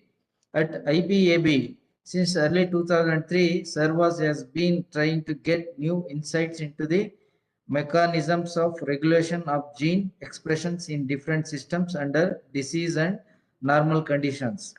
Professor Acharya sir started his research career with wildlife studies in Western Ghat forest, then took the behavioral, histological, and psychological, physiological, and in vitro culture studies. During his postdoctoral work at the University of Virginia, America, he mainly applied recombinant DNA technology, cell culture, and other molecular techniques to characterize a promoter and cognate regulatory proteins. Sir research mainly used mouse as a model. Through he worked on other animals such as bats, hamsters, and bonnet monkeys. Sir worked on protein purification methods at Yasraj Biotechnology Limited in Mumbai. Main research areas: Kshtish group has been making combinatorial use of modern approaches in molecular and computational biology to study transcription control mechanisms, identify novel markers for male infertility and cancer of specific tissues such as prostate, cervix, liver, breast, and also lung. Addressing reproductive biology at the molecular level, Sir Group first painstakingly compiled gene expression data over multiple years, developed tissue-specific gene expression databases, testes, prostate, and uterus, and found ways to make a better use of existing data. They also developed some of the naval software and computational methods for the analysis of the resulting data to understand the regulatory mechanisms or experimental validations. So using RNA sequencing, Sir Group recently shortlisted markers for a type of male infertility and established a novel association of several genes with human spermatogenesis. Currently, they are trying to explore the role of some of the novel genes. Part of his team is also contributing to a nationwide project that explores the Indian human genome in the context of hereditary deafness. Apart from teaching, Sir is also guided and supervised a few PhD students and about 100 interns at IBAB. While he has been enjoying a multidisciplinary research apart from teaching in a regular program, Sir has also been a visiting fellow and professor at University of Sydney, Australia, MCO PS Manipal, and also CHG, JNCSR, and IIT Bangalore, Triple ITB Bangalore. Sir is frequently volunteers to contribute to scientific seminars and educational programs, sometimes in Kannada too, particularly for school children across Karnataka. He also conceptualized, designed, and successfully convened a unique postgraduate diploma program in biotechnics and organized more than 25 specialized short courses for various types of at IBAB. Sir supervised and guided multiple projects related to metagenomics, genomics, transcriptomatics of plants and humans, as well as microbiomes from various sources at Shodhaka, Bangalore, a company he founded and also funded. At Shodhaka, Sir team also developed a multiple bioinformatics resources over 10 years and a bioinformatics global portal, that is www.bioinfo.com, in association with Biological Data Analyzers Association. With this brief introduction about Sir, on behalf of all of you, Karnataka Innovation Technology Society, Department of IT, BT and SNT, Karnataka Science and Technology Academy, DBT, Government of India. So we a warm welcome to you, sir, giving the talk on bioinformatics. Sir. Welcome you, sir. Thank you, sir. Thank you for very kind introduction, and even more thanks to all the participants who kindly listen to all the details. It was not necessary. I felt a small introduction would have been enough. You have taken a lot of trouble, sir, all of you. So, but anyway, thank you. Let me get started. Yes. I have put the title as Bioinformatics, a discussion. The reason is I would like to talk to you all, okay? And I just want to discuss, so feel free to ask any questions at any point during the presentation. And I'll be happy to discuss, because there is no point in me trying to tell whatever I know. Rather, because you are a variety of people from variety of background, so I'd like to keep it more in the discussion mode. So that's my first request to you. Rather than waiting for the end to ask questions, you can just pitch in anytime, comment or question, please. Okay. I hope I'm audible, by the way. Yes, sir. Yes, sir. Okay, thank you. Full screen will be much better, sir. No, I just need to type things on the go, so I have kept it little. Sir, you can use the whiteboard, sir. That option is available. No, whiteboard would not have so much flexibilities, but Yes, let's sir. see, I will use big font, so please Fine, don't sir. worry. Fine. Thank you, sir. Yeah. Please go ahead. So I would like to start by reminding all of you about what is research all about. So as biologists, we do. So I think the font sizes are big enough. Yes, sir. But if there is a problem, let me know. I can make them even bigger. So research leads to data and sometimes data and information, or only information. We all know about that. So I began my research career as a wildlife biologist. So we used to simply note what type of animals are there in the Western Ghat forests. And in those days, it was just like spotting an animal. Okay, where did I spot what animal, what type of animal, and what basis I am saying that this is the animal, etc. We used to write down. That itself is the data. So in the end, when we compile over a month's period, we noted, so we will have a sort of a map of the forest area we visited and where did we spot what type of animal. So this we used to record, and that is our data. So if you look at any disease also, so people, for example, suppose there is a strange disease that has people started noticing, and these people are having breathing difficulty, etc. So you do research on that. When you do research, okay, what type of food you took, what was the genetic background, did your parents have this disease, etc. You ask questions and you get the data, you get the information. And of course, days changed, and then people started asking more serious questions. They can actually take the blood under microscope and study as times changed. So different, more type of information started coming in. So we are all familiar as researchers, the type of data and information we need to accumulate and analyze them. So when you accumulate the data and analyze them, we get information most of the times. But what has changed over a few centuries, particularly in few last about 70, 80 decades, is the type of data we have changed. That is because of the type of technology. And this is, in other words, directly related to the type of technology and previous knowledge that was available.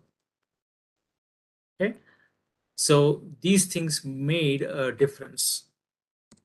They are sort of reciprocally, influencing each other. So we know that. That has led to this field of bioinformatics. That's the nutshell of what I wanted to tell today. Okay, and what are some of the activities people do in bioinformatics, and how can it be useful to you or your students is what I would like to discuss today. Now, may I know what is the background of the participants? You're all teachers, I'm presuming, and teachers and researchers perhaps from different field. Yes, sir. All are sir UG, PG faculty, and some of them are research scholars, sir. All are life sciences background, sir. Life sciences, and so I'm presuming zoology, botany, microbiology, Yes, sir. Yes, sir. Exactly, sir. So, so I'm going to make a jump now. I will not get into too much details what type of technology, change the type of data we are getting, etc. But we all know when we look at any type of research, for example, there is a disorder, let's say we start with the way we used to earlier address the issues. What could be the reason for this and what is the mechanism for it? the things changed because of the technology. First thing came out is the microscopy, and then there are a lot of other techniques that came.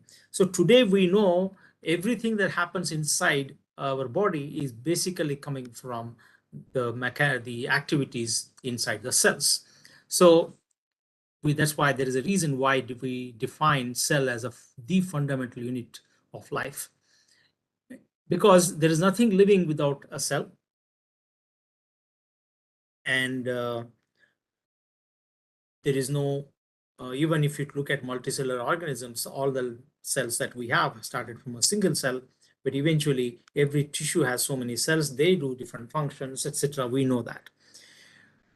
But inside a cell, it is the molecules that actually do the functions. We know that, right? So molecules make the cells. We sort of have a very clear idea of this. And you also know what is the relationship between different type of molecules and their responsibilities. Okay, so with this awareness, we also know most of the research questions that we asked today about diseases in human beings or animals. Just now we were talking about rabies, for example. So rabies is a virus. So what is the nature of the virus? How does it, where does it bind, to what type of cells and what type of proteins it binds, etc. How do we develop vaccine? All this is molecular biology. So that's the same thing with the plants also. When you look at agriculturally important plants and how do we modify, how do we get drought resistance plants, for example, people are now trying to deal with molecules and try to understand more about them. Either it's simply distinguishing the different varieties of the plants, or finding genetically engineered plant, which may or may not be allowed in different countries, but that seems to be the major hope for the world and for future. So addressing the molecules, studying the molecules has become one of the key areas of research. And this has started long back. So, you know, in 1950s, the DNA structure was found, and people knew by that time that genetic information is carried by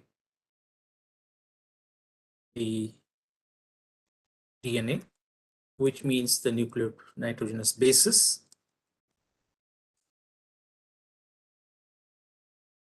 So the sequence of,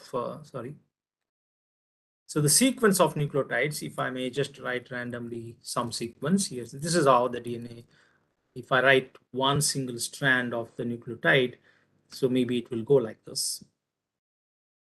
Right? It could be anything like this.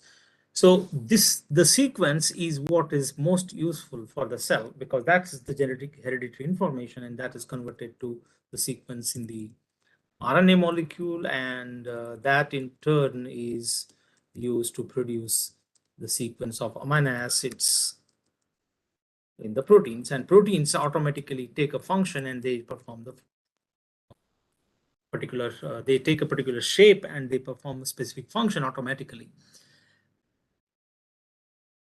Obviously, the sequence became a new type of data. Sequence, what was the new type of data that led to the need for computational biology I'm trying to mention now?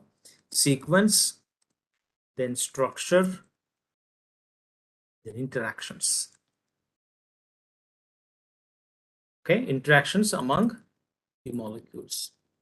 This type of data was never existing before. And to handle this type of data, I mean, you know, the proteins are the molecules which perform the functions in the cells. If the cells are the tiny factories that make the life possible, if cells are the tiny factories that make the life possible, it is the proteins which are actually the nano machines that perform most of the functions, whether simple thing like oxygen being carried out by hemoglobin, or actin binding to myosin, and then hence muscle action is possible, or a protein on the muscle is actually receiving a signal and then contracting something else. Like all these functions are carried out by proteins. So proteins are the laborers or the nano machines which perform functions automatically. But the protein production information lies in the DNA somewhere. So we have an idea of this now, but if you look back in the time when sequences started generating, so again in 1950s this happened. People, there were Sanger, Frederick Sanger got the Nobel Prize for Sanger sequencing method, and that's when we started slowly generating sequences of genes, etc.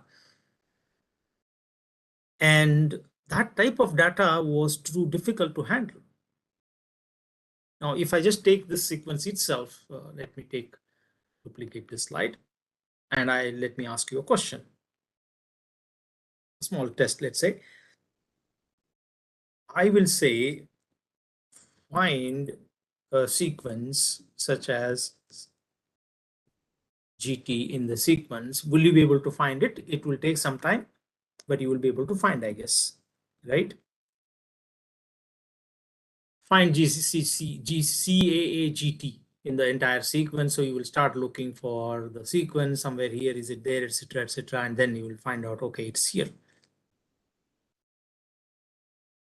You need to find sequences because sequences are the ones which carry specific information. So it was easy for us to do this small exercise. But how about finding about 1,346 base for nucleotides? So this is how we abbreviate it. Region, I have some new sequence now. I have a question. Is it? We try to find it in the database because I want to find out, is my sequence new or already known? If this is a question you have got by whatever experiment you have done, you have cloned something and you think this is important, 1,346 long nucleotide. Is it there in the database of nucleotides? So when I say database of nucleotides, how big is it? You find out any sequence, you deposit in databases these days. This has started long back. You can actually, finding this one in this sequence is one thing, but finding 1,396 nucleotides in a database of nucleotides which has, let's say, about million sequences, each of, let's say, 10,000 nucleotide long region.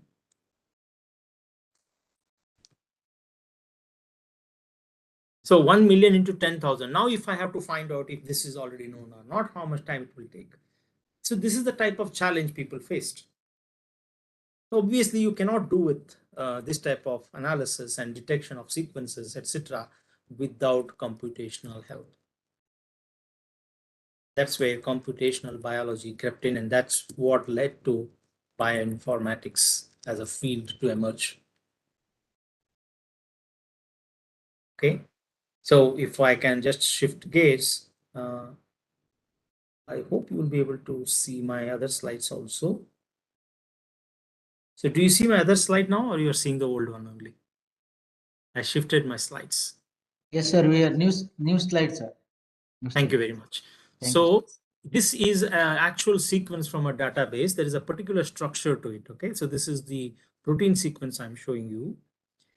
The amount of sequences started increasing because of the technology. I hinted in the beginning that there is a relationship between the technology and the amount of information and type of information. By 1982, how many millions of base pairs? So what you see here on the red is millions of base pairs. So you had less than 1 million base pairs deposited into the database in 1982. Okay, and how many sequences were deposited is also shown there in the axis here. You will see that around 1998, you started seeing a big jump. And by 2005 or so, you have 40 million sequences, each one having different length. Okay, so you have about 40 million sequences deposited. Yes, 40 million sequences deposited by 2005. And you can see the rate of increase. and how many billions of base pairs, how many billions of nucleotides were added, that is on this scale. So it's almost like 1,000-fold more than this. Each one is around 1,000 nucleotide. But of course, around by 2010, this scale itself was useless because it was always straight. It kept going up like this. So you cannot use this scale. Okay. So things changed drastically because the technology changed. The pace with which you can sequence, the amount of money required to sequence certain length, all that became more efficient. So cheaper and faster. So things became, now people started measuring in the petabytes of storage data required. This is around 2009, you can see. So around 20 petabytes was used, and people already calculated 70 petabytes of required space total. So the scale has completely changed. And now the challenges that I was mentioning, there are more challenges than the simple thing. So whatever I told here, this itself becomes pretty simple task now. But by the way, people have written software which can do this type of job in about, if you want to find out whether it is known or already known, you perhaps need less than 1 second time for the computer to find out. That's the speed with which the computers are operating with using the tool called BLAST. Many of you are familiar with it.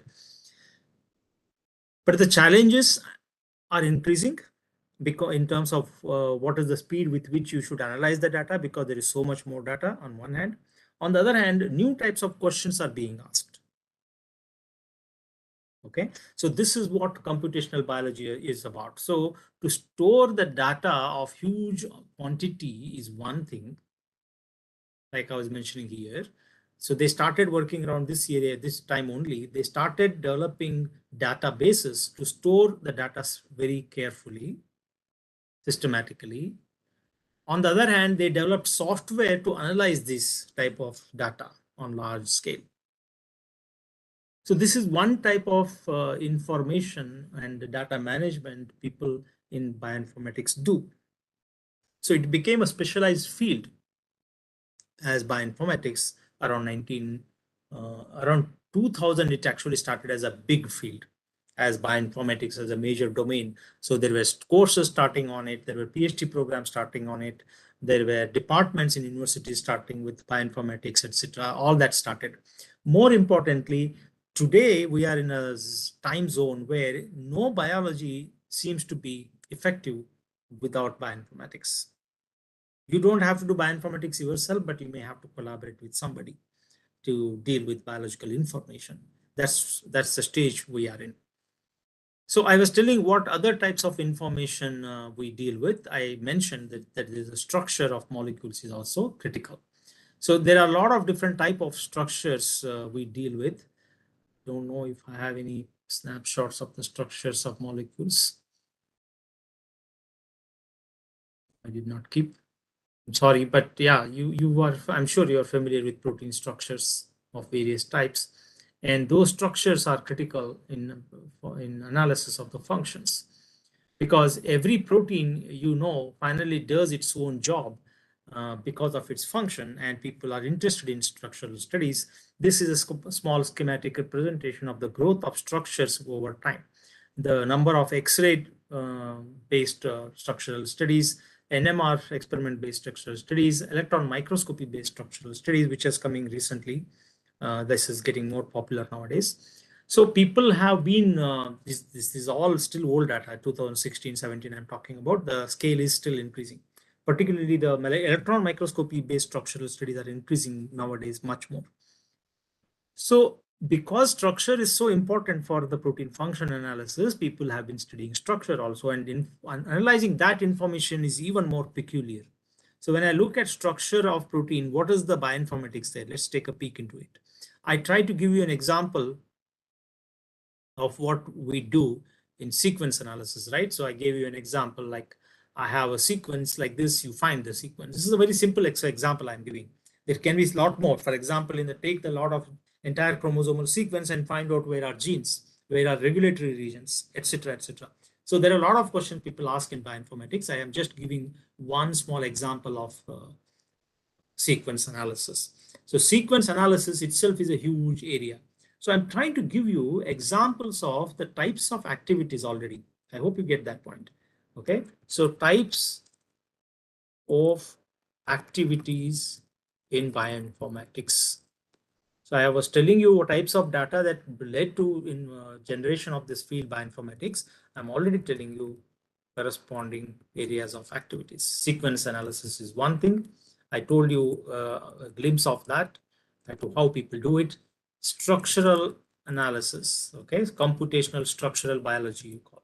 So this sequence is very little bit straightforward, whereas here what people do is they look at 3D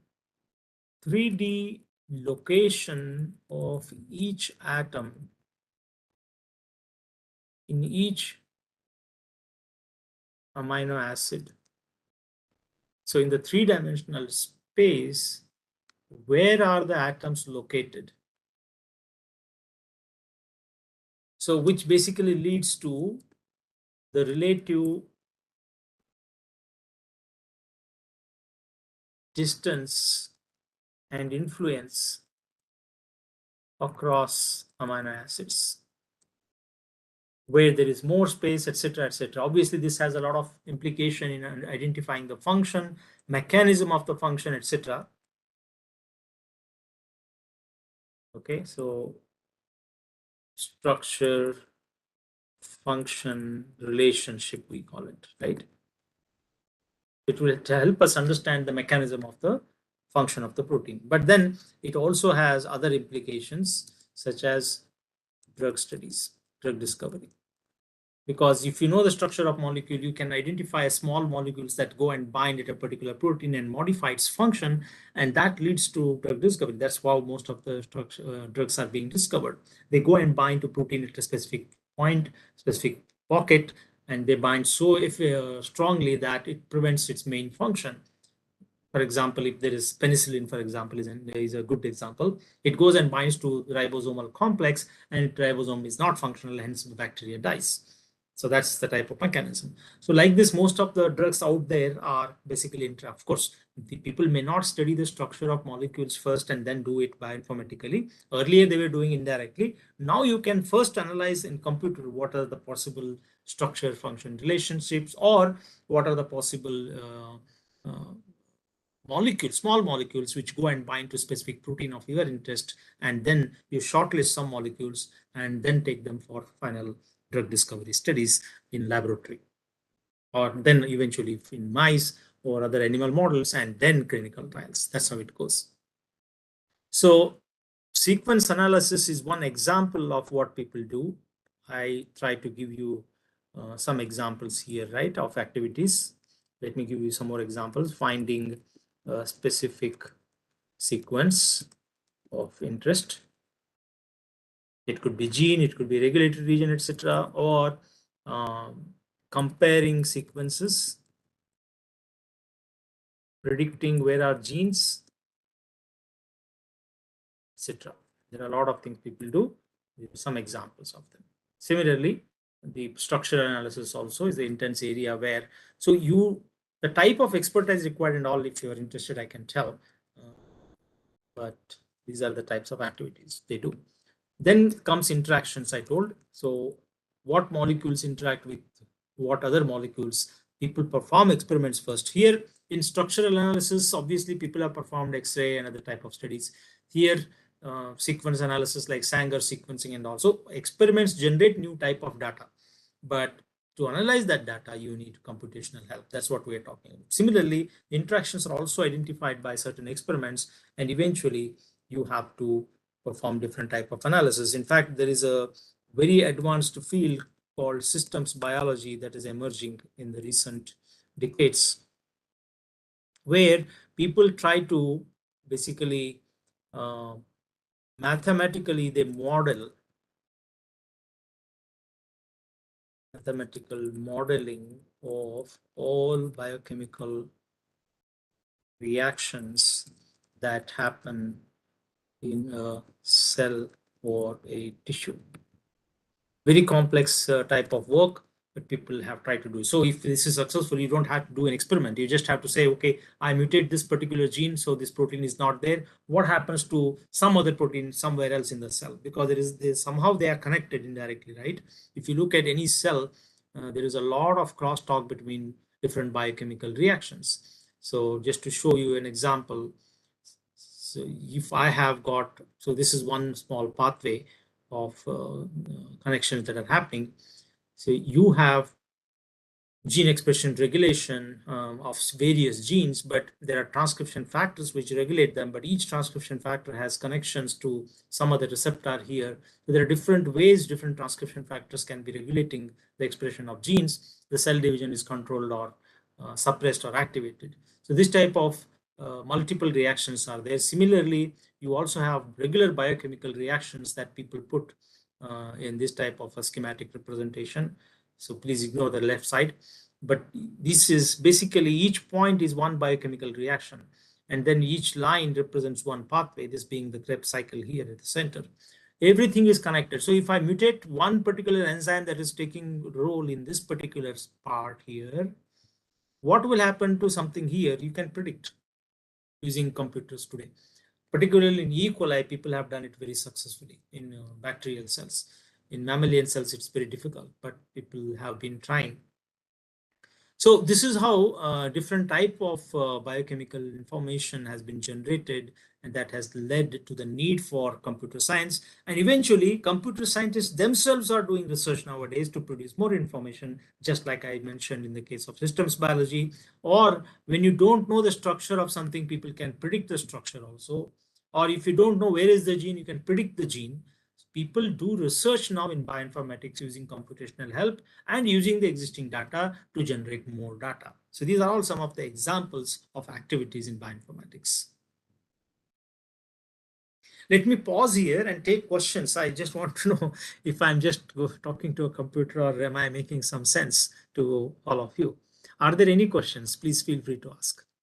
Or if you have any comments, if some of you may know something, please feel free to share it with others. One question in the chat box. So can you please let us know about the ORF finder? Sorry, can you please bit louder? I can't hear you. Yes, sir. There is one question in the chat box, sir. Okay.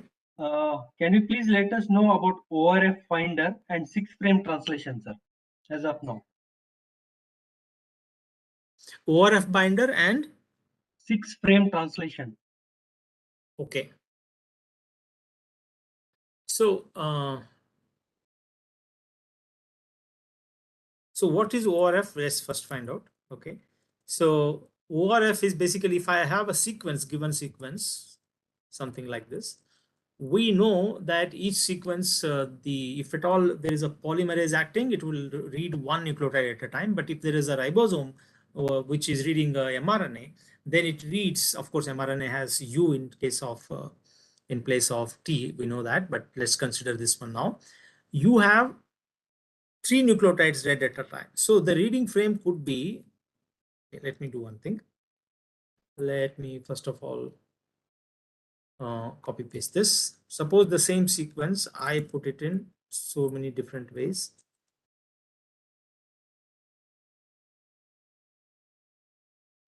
I wanted to show you the 3 reading frames. So one is this first codon, then TGA is the second codon, TAG is the third codon, then fourth and fifth codon now, GTA is sixth codon,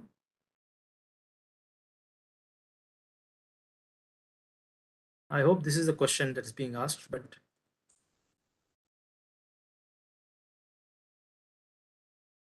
I think ORF finder was the question, but let me see. So this way I can read it, right? This is one frame, we call it, okay? One way you can read. Whereas the second frame can start from, instead of T, it can start like this. So I have a second frame now. The sequence, meaning the amino acid sequence itself changes eventually.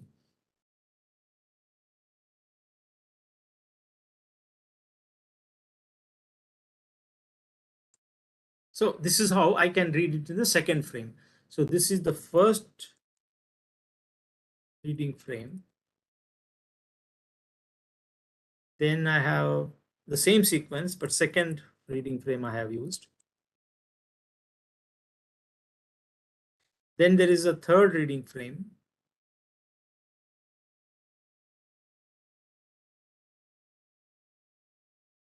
Which starts from G.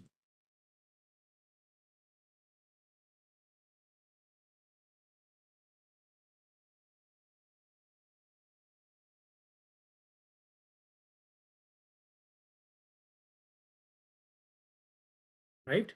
So these are the three reading frames. If I start with the fourth one, if you can see, the fourth one is ATA here, is already there in the first one. No, first, this one is TGA. TGA becomes the fourth one, right? Next one. So first I started with TA, then second I started with A, then next I started with G, the third one. If I start with the fourth one, TGA, that is already the reading frame I have considered in the first place. So alternative codons I have marked in red just for your convenience. What is second codon here becomes the second codon here also if I go with this one. TGA, TAG, etc. So you have only three reading frames in a given single stranded sequence. I hope I'm making sense. There can be only three reading frames in a given strand of sequence. But then you have DNA is always double stranded. So you have to imagine the other strand which is complementary to it. So you can read the other strand from the opposite direction. So I started reading from here, 5' to 3'. So I have read it like this. But I can also read it from the other strand. Other strand, if I say it is anti-parallel, right? So I have to put it like this. I have to read from the other direction in the other strand. So that will be another three reading frames. So total, you can have 6 reading frames.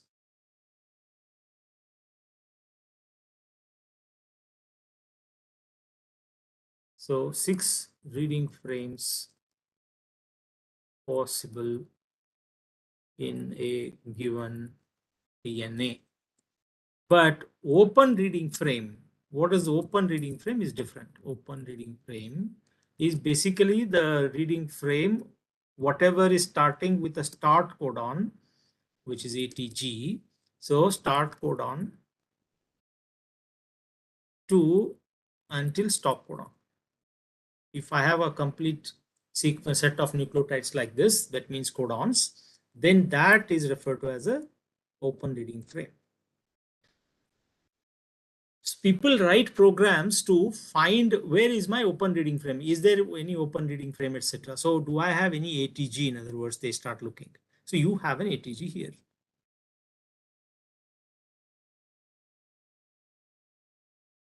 So this ATG, let me put in purple color.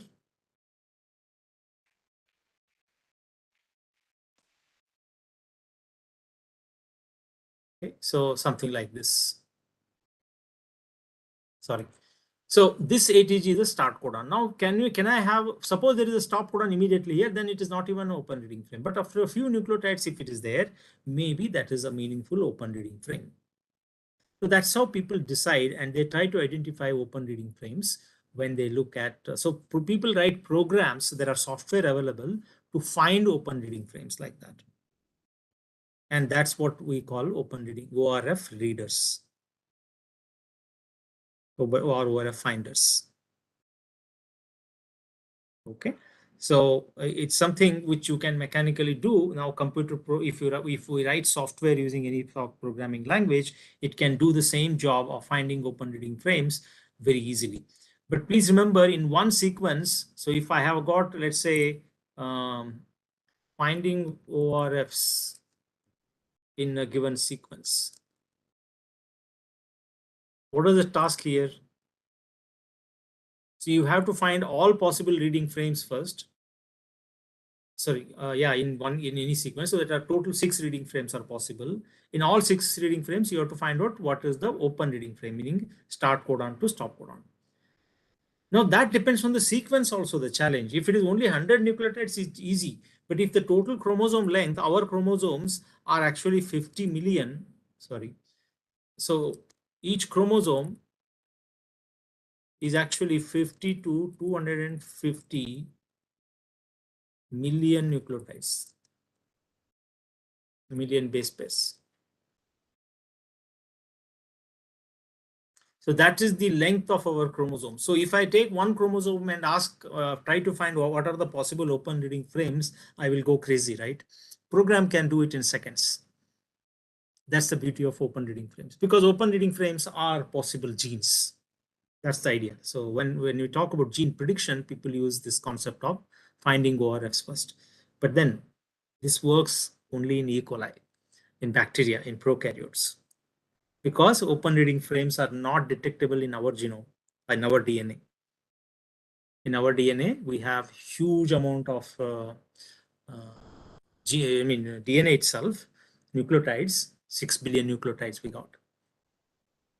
But there is no reading frame for a gene, because reading frame comes in the form of mRNA later when it is finally spliced and put together.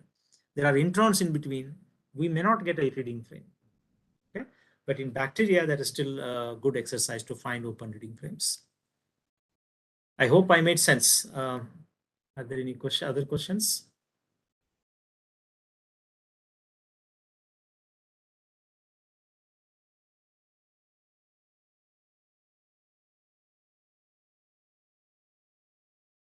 Okay, so presume there are no more questions. So let me proceed. So now let me quickly jump towards the end then. With sequence, I gave you examples of the types of activities people perform. One is sequence analysis. This is what people do with computational help. Structural analysis, again, this is another type of analysis bioinformaticians do. System biology or interaction analysis is another example of what bioinformaticians do. Basically, for performing all such activities, people need molecular biology knowledge and programming skills. But a lot of times, for example, if you look at structural biology and system biology, we also need mathematical exposure. Most of the computational structural biologists are coming from biophysics area, and mathematics area more is very common in systems biology. Sometimes you need some chemistry also. So it is very interdisciplinary in terms of the required type of skill sets and domain knowledge. That is important to know about bioinformatics. So what are the types of, what I told so far is how bioinformatics began. So the types of data changed with the type of technology, both sort of hand in hand went. So both the type of data generated and the pace of data generated changed. That's how the bioinformatics emerged to be an area. This is the first thing I told. Then I told what are some of the examples of activities people do in bioinformatics field. Then I gave you examples of type of skill sets and domain knowledge required to be a bioinformatician. Okay, now let me try to do something else. What are some of the new trends in bioinformatics? Let me quickly comment on that.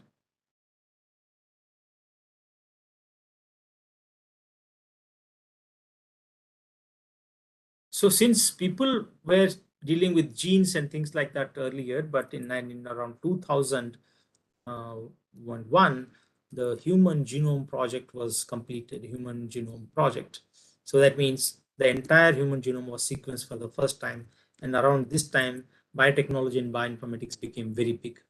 So from that area, we are actually in post-genomic era.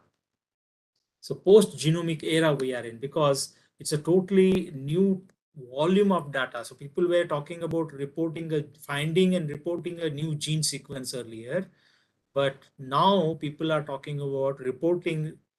After 2006, for example, people were talking about finding the genome. What is a genome? Genome is the entire DNA. Okay, one set of DNA of an individual or species. but in the sequence form, written in the sequence. So if you sequence all the DNA to tell, okay, this is how the chromosome sequences are there in humans, that's Human Genome Project completed. Of course, there were gaps there and they improved. So how many species was one area? New species were sequenced.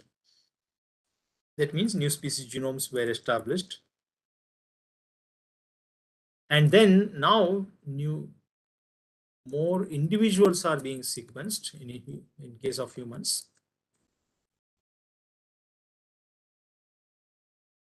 Etc. So post-genomic era, so we are talking about not one gene at a time, but entire genome itself. Similarly, you have transcriptome, that means all the RNA population, and you have proteome. So these people refer to all these things as omics. So proteome. So proteome is collection of all the proteins. Proteomics is the science of studying all of the proteins together. Similarly, you have got transcriptomics. And then, of course, you have metabolome and all that. Okay. And because of so much data being produced and analyzed, now, in fact, there is a different big data analytics is coming in a very big way in biology. See,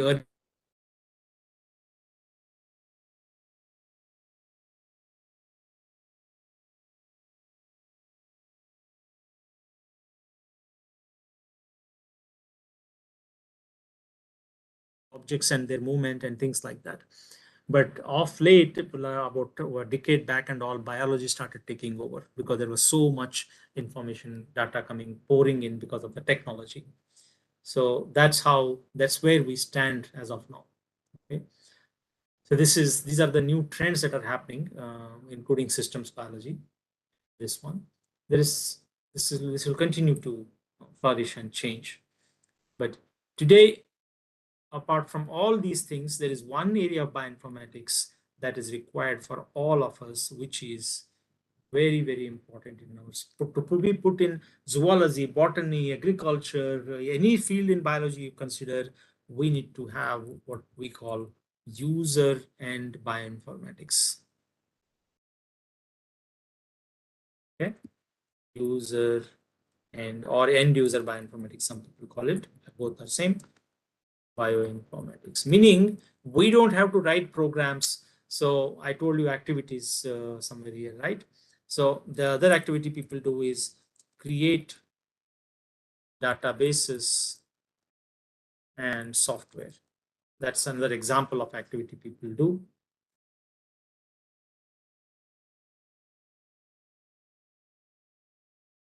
And this is sometimes what bioinformaticians do. Sorry. Okay. So using these databases and software for biological analysis is what is required. Okay. So appropriate selection and use and interpretation. Okay.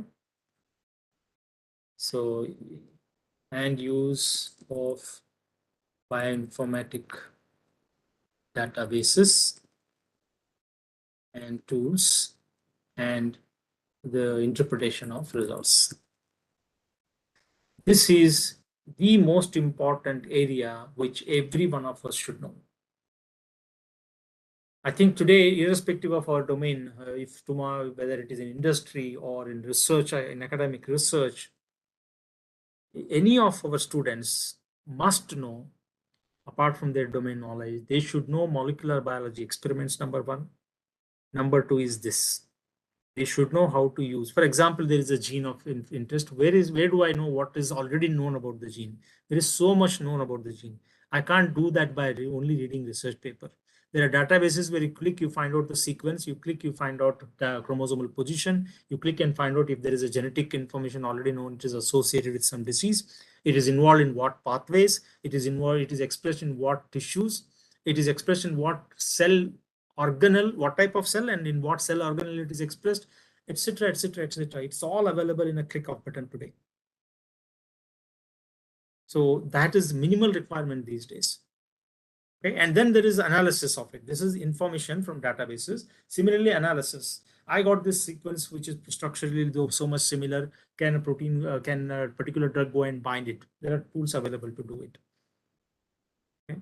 You have for a disease, there is a lot of transcriptomic data available. How to analyze it? There are software available for that. So our students should know some more, as many things as possible like this. Protein interaction analysis and pathway analysis, gene ontology analysis. There are so many things to know.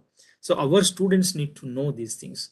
Unfortunately, when we make syllabi, we call experts and they try to tell everything in bioinformatics we should put, because there is a bioinformatics paper in our course. They try to put everything like how to create a software, how to do programming and all. They are not required for biology students so much. If they learn it is well and good, but doing everything hodgepodge doesn't make sense. What is mandatory is they should know how to perform some of the basic analysis about genes and proteins and their functions and diseases, etc. This is my personal opinion, and I try to push this wherever I am part of the syllabus forming committees and all that, board of studies. Anyway, so this is where 5:30 I was supposed to start. I know I started a little late, but if there is some time, if you have questions, I would like to take some more questions and stop here. Very much, sir. There is one more question from the audience. Can you please let us know the steps how to deposit the sequence after getting the new sequence to NCBI? Oh, that is easy. You just have to create a username and password there. Okay. So, and then you will be able to deposit. So we routinely do the depositions. So there are, NCBI itself gives a lot of information. And you can do that easily. That's not a problem. It's just like creating a email ID and all that. You have to create a username and password and start depositing your sequence. Okay, sir. And but yeah, they will, when you, even if you can try it, you just have to, whoever is asking that, you just go to NCBI and try depositing something, and you will see that they will not accept anything you type. There have to be a little bit, practice sessions you have to do, and they will do some cross checking and all that. Thank you, sir. There is one more question. What is the difference between KEGG and BioCarta with some examples? Can you please describe, sir? I did not get the question. The first part. What was that? What is the difference between about the KEGG and BioCarta? Can you give some examples? Yes. Okay. And I also saw one question on primer designing. These two are areas we do research on. Okay, so KEGG is one database, pathway database. BioCarta is also there, but there are actually more than 50 databases like that. Okay, there is Reactome, there is NCBI's Biosystems is there. There are so many databases for pathway. And one question that we asked is the exactly same question that one of our participants is asking. How do we use one over the other, right? So there is so much information. There is also Panther database. So it was very, I realized this is an important question for biologists, because people with bioinformatics background, based on their expertise, sometimes they create a pathway database for one purpose, somebody creates for another purpose, etc.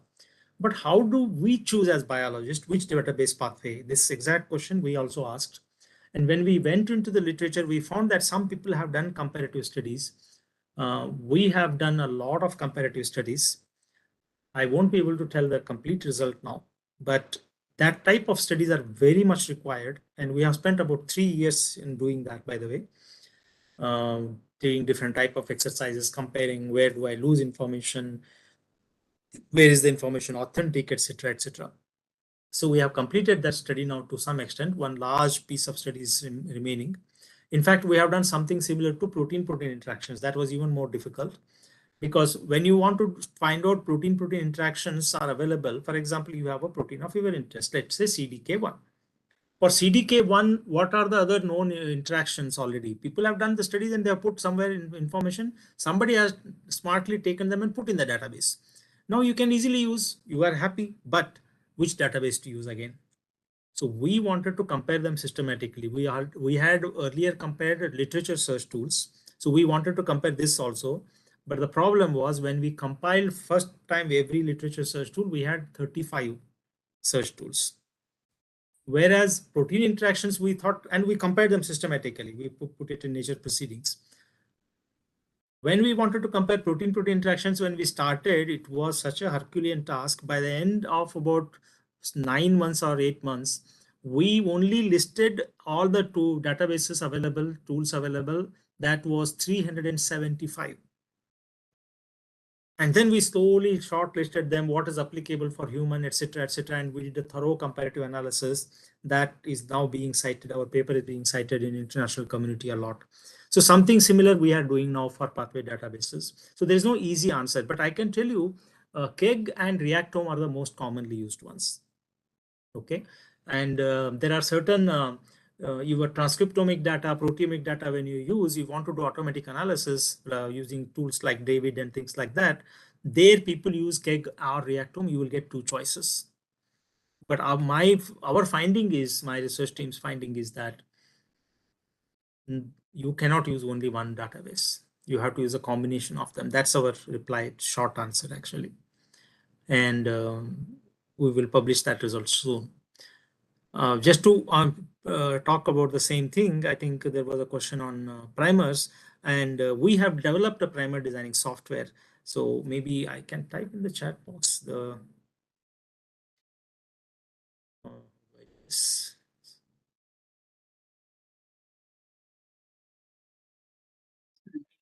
Chat box.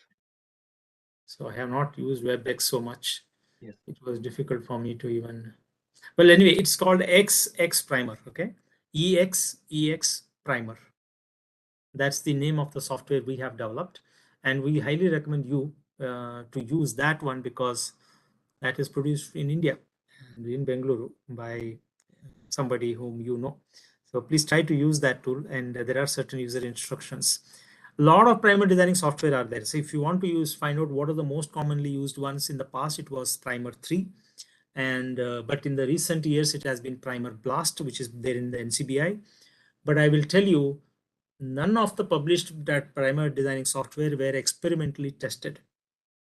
We have done 250 RT-PCRs and RT-qPCRs using the primers generated by this tool, and then we published it. That tool name is XX primer.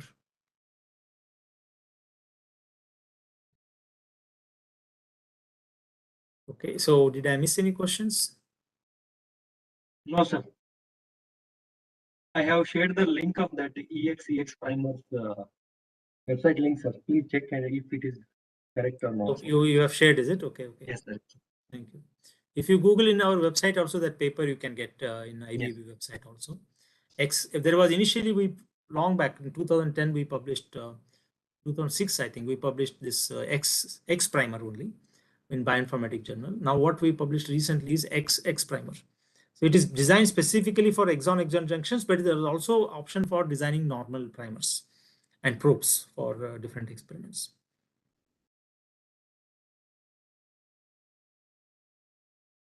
Thank you very much, sir. Now all the questions we have taken, sir, so far. Thank Over to Srinivas. Yes. So Acharya sir, thank you very much, sir.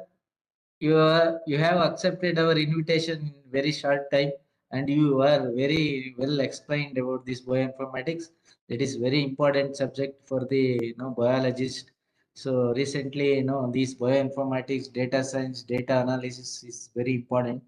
So thank you very much, sir. Very well explained. We will be in touch with you for further our other programs, training programs. So thank you so much, sir, for accepting our invitation and giving this talk, sir.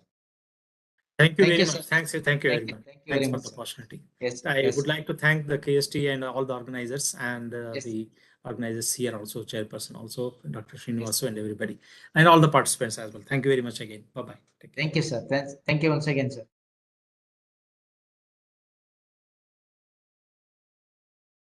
Dear participants, Monday will be the last session. So please log in at 3 o'clock. So we can start at exact 3:30. We'll finish at to 5:30. Okay. This is my request to all of you. I hope you are all getting very good sessions and enjoying this talk, these technical sessions. So once again, thank you one and all, and I wish you a happy weekend to all of you. Thank you very much. And I thank my colleague Mr. Umesh Gadki and Logo for their support. Thanks once again to everybody. Thank you, one and all. Please join us with us Monday at 3:30.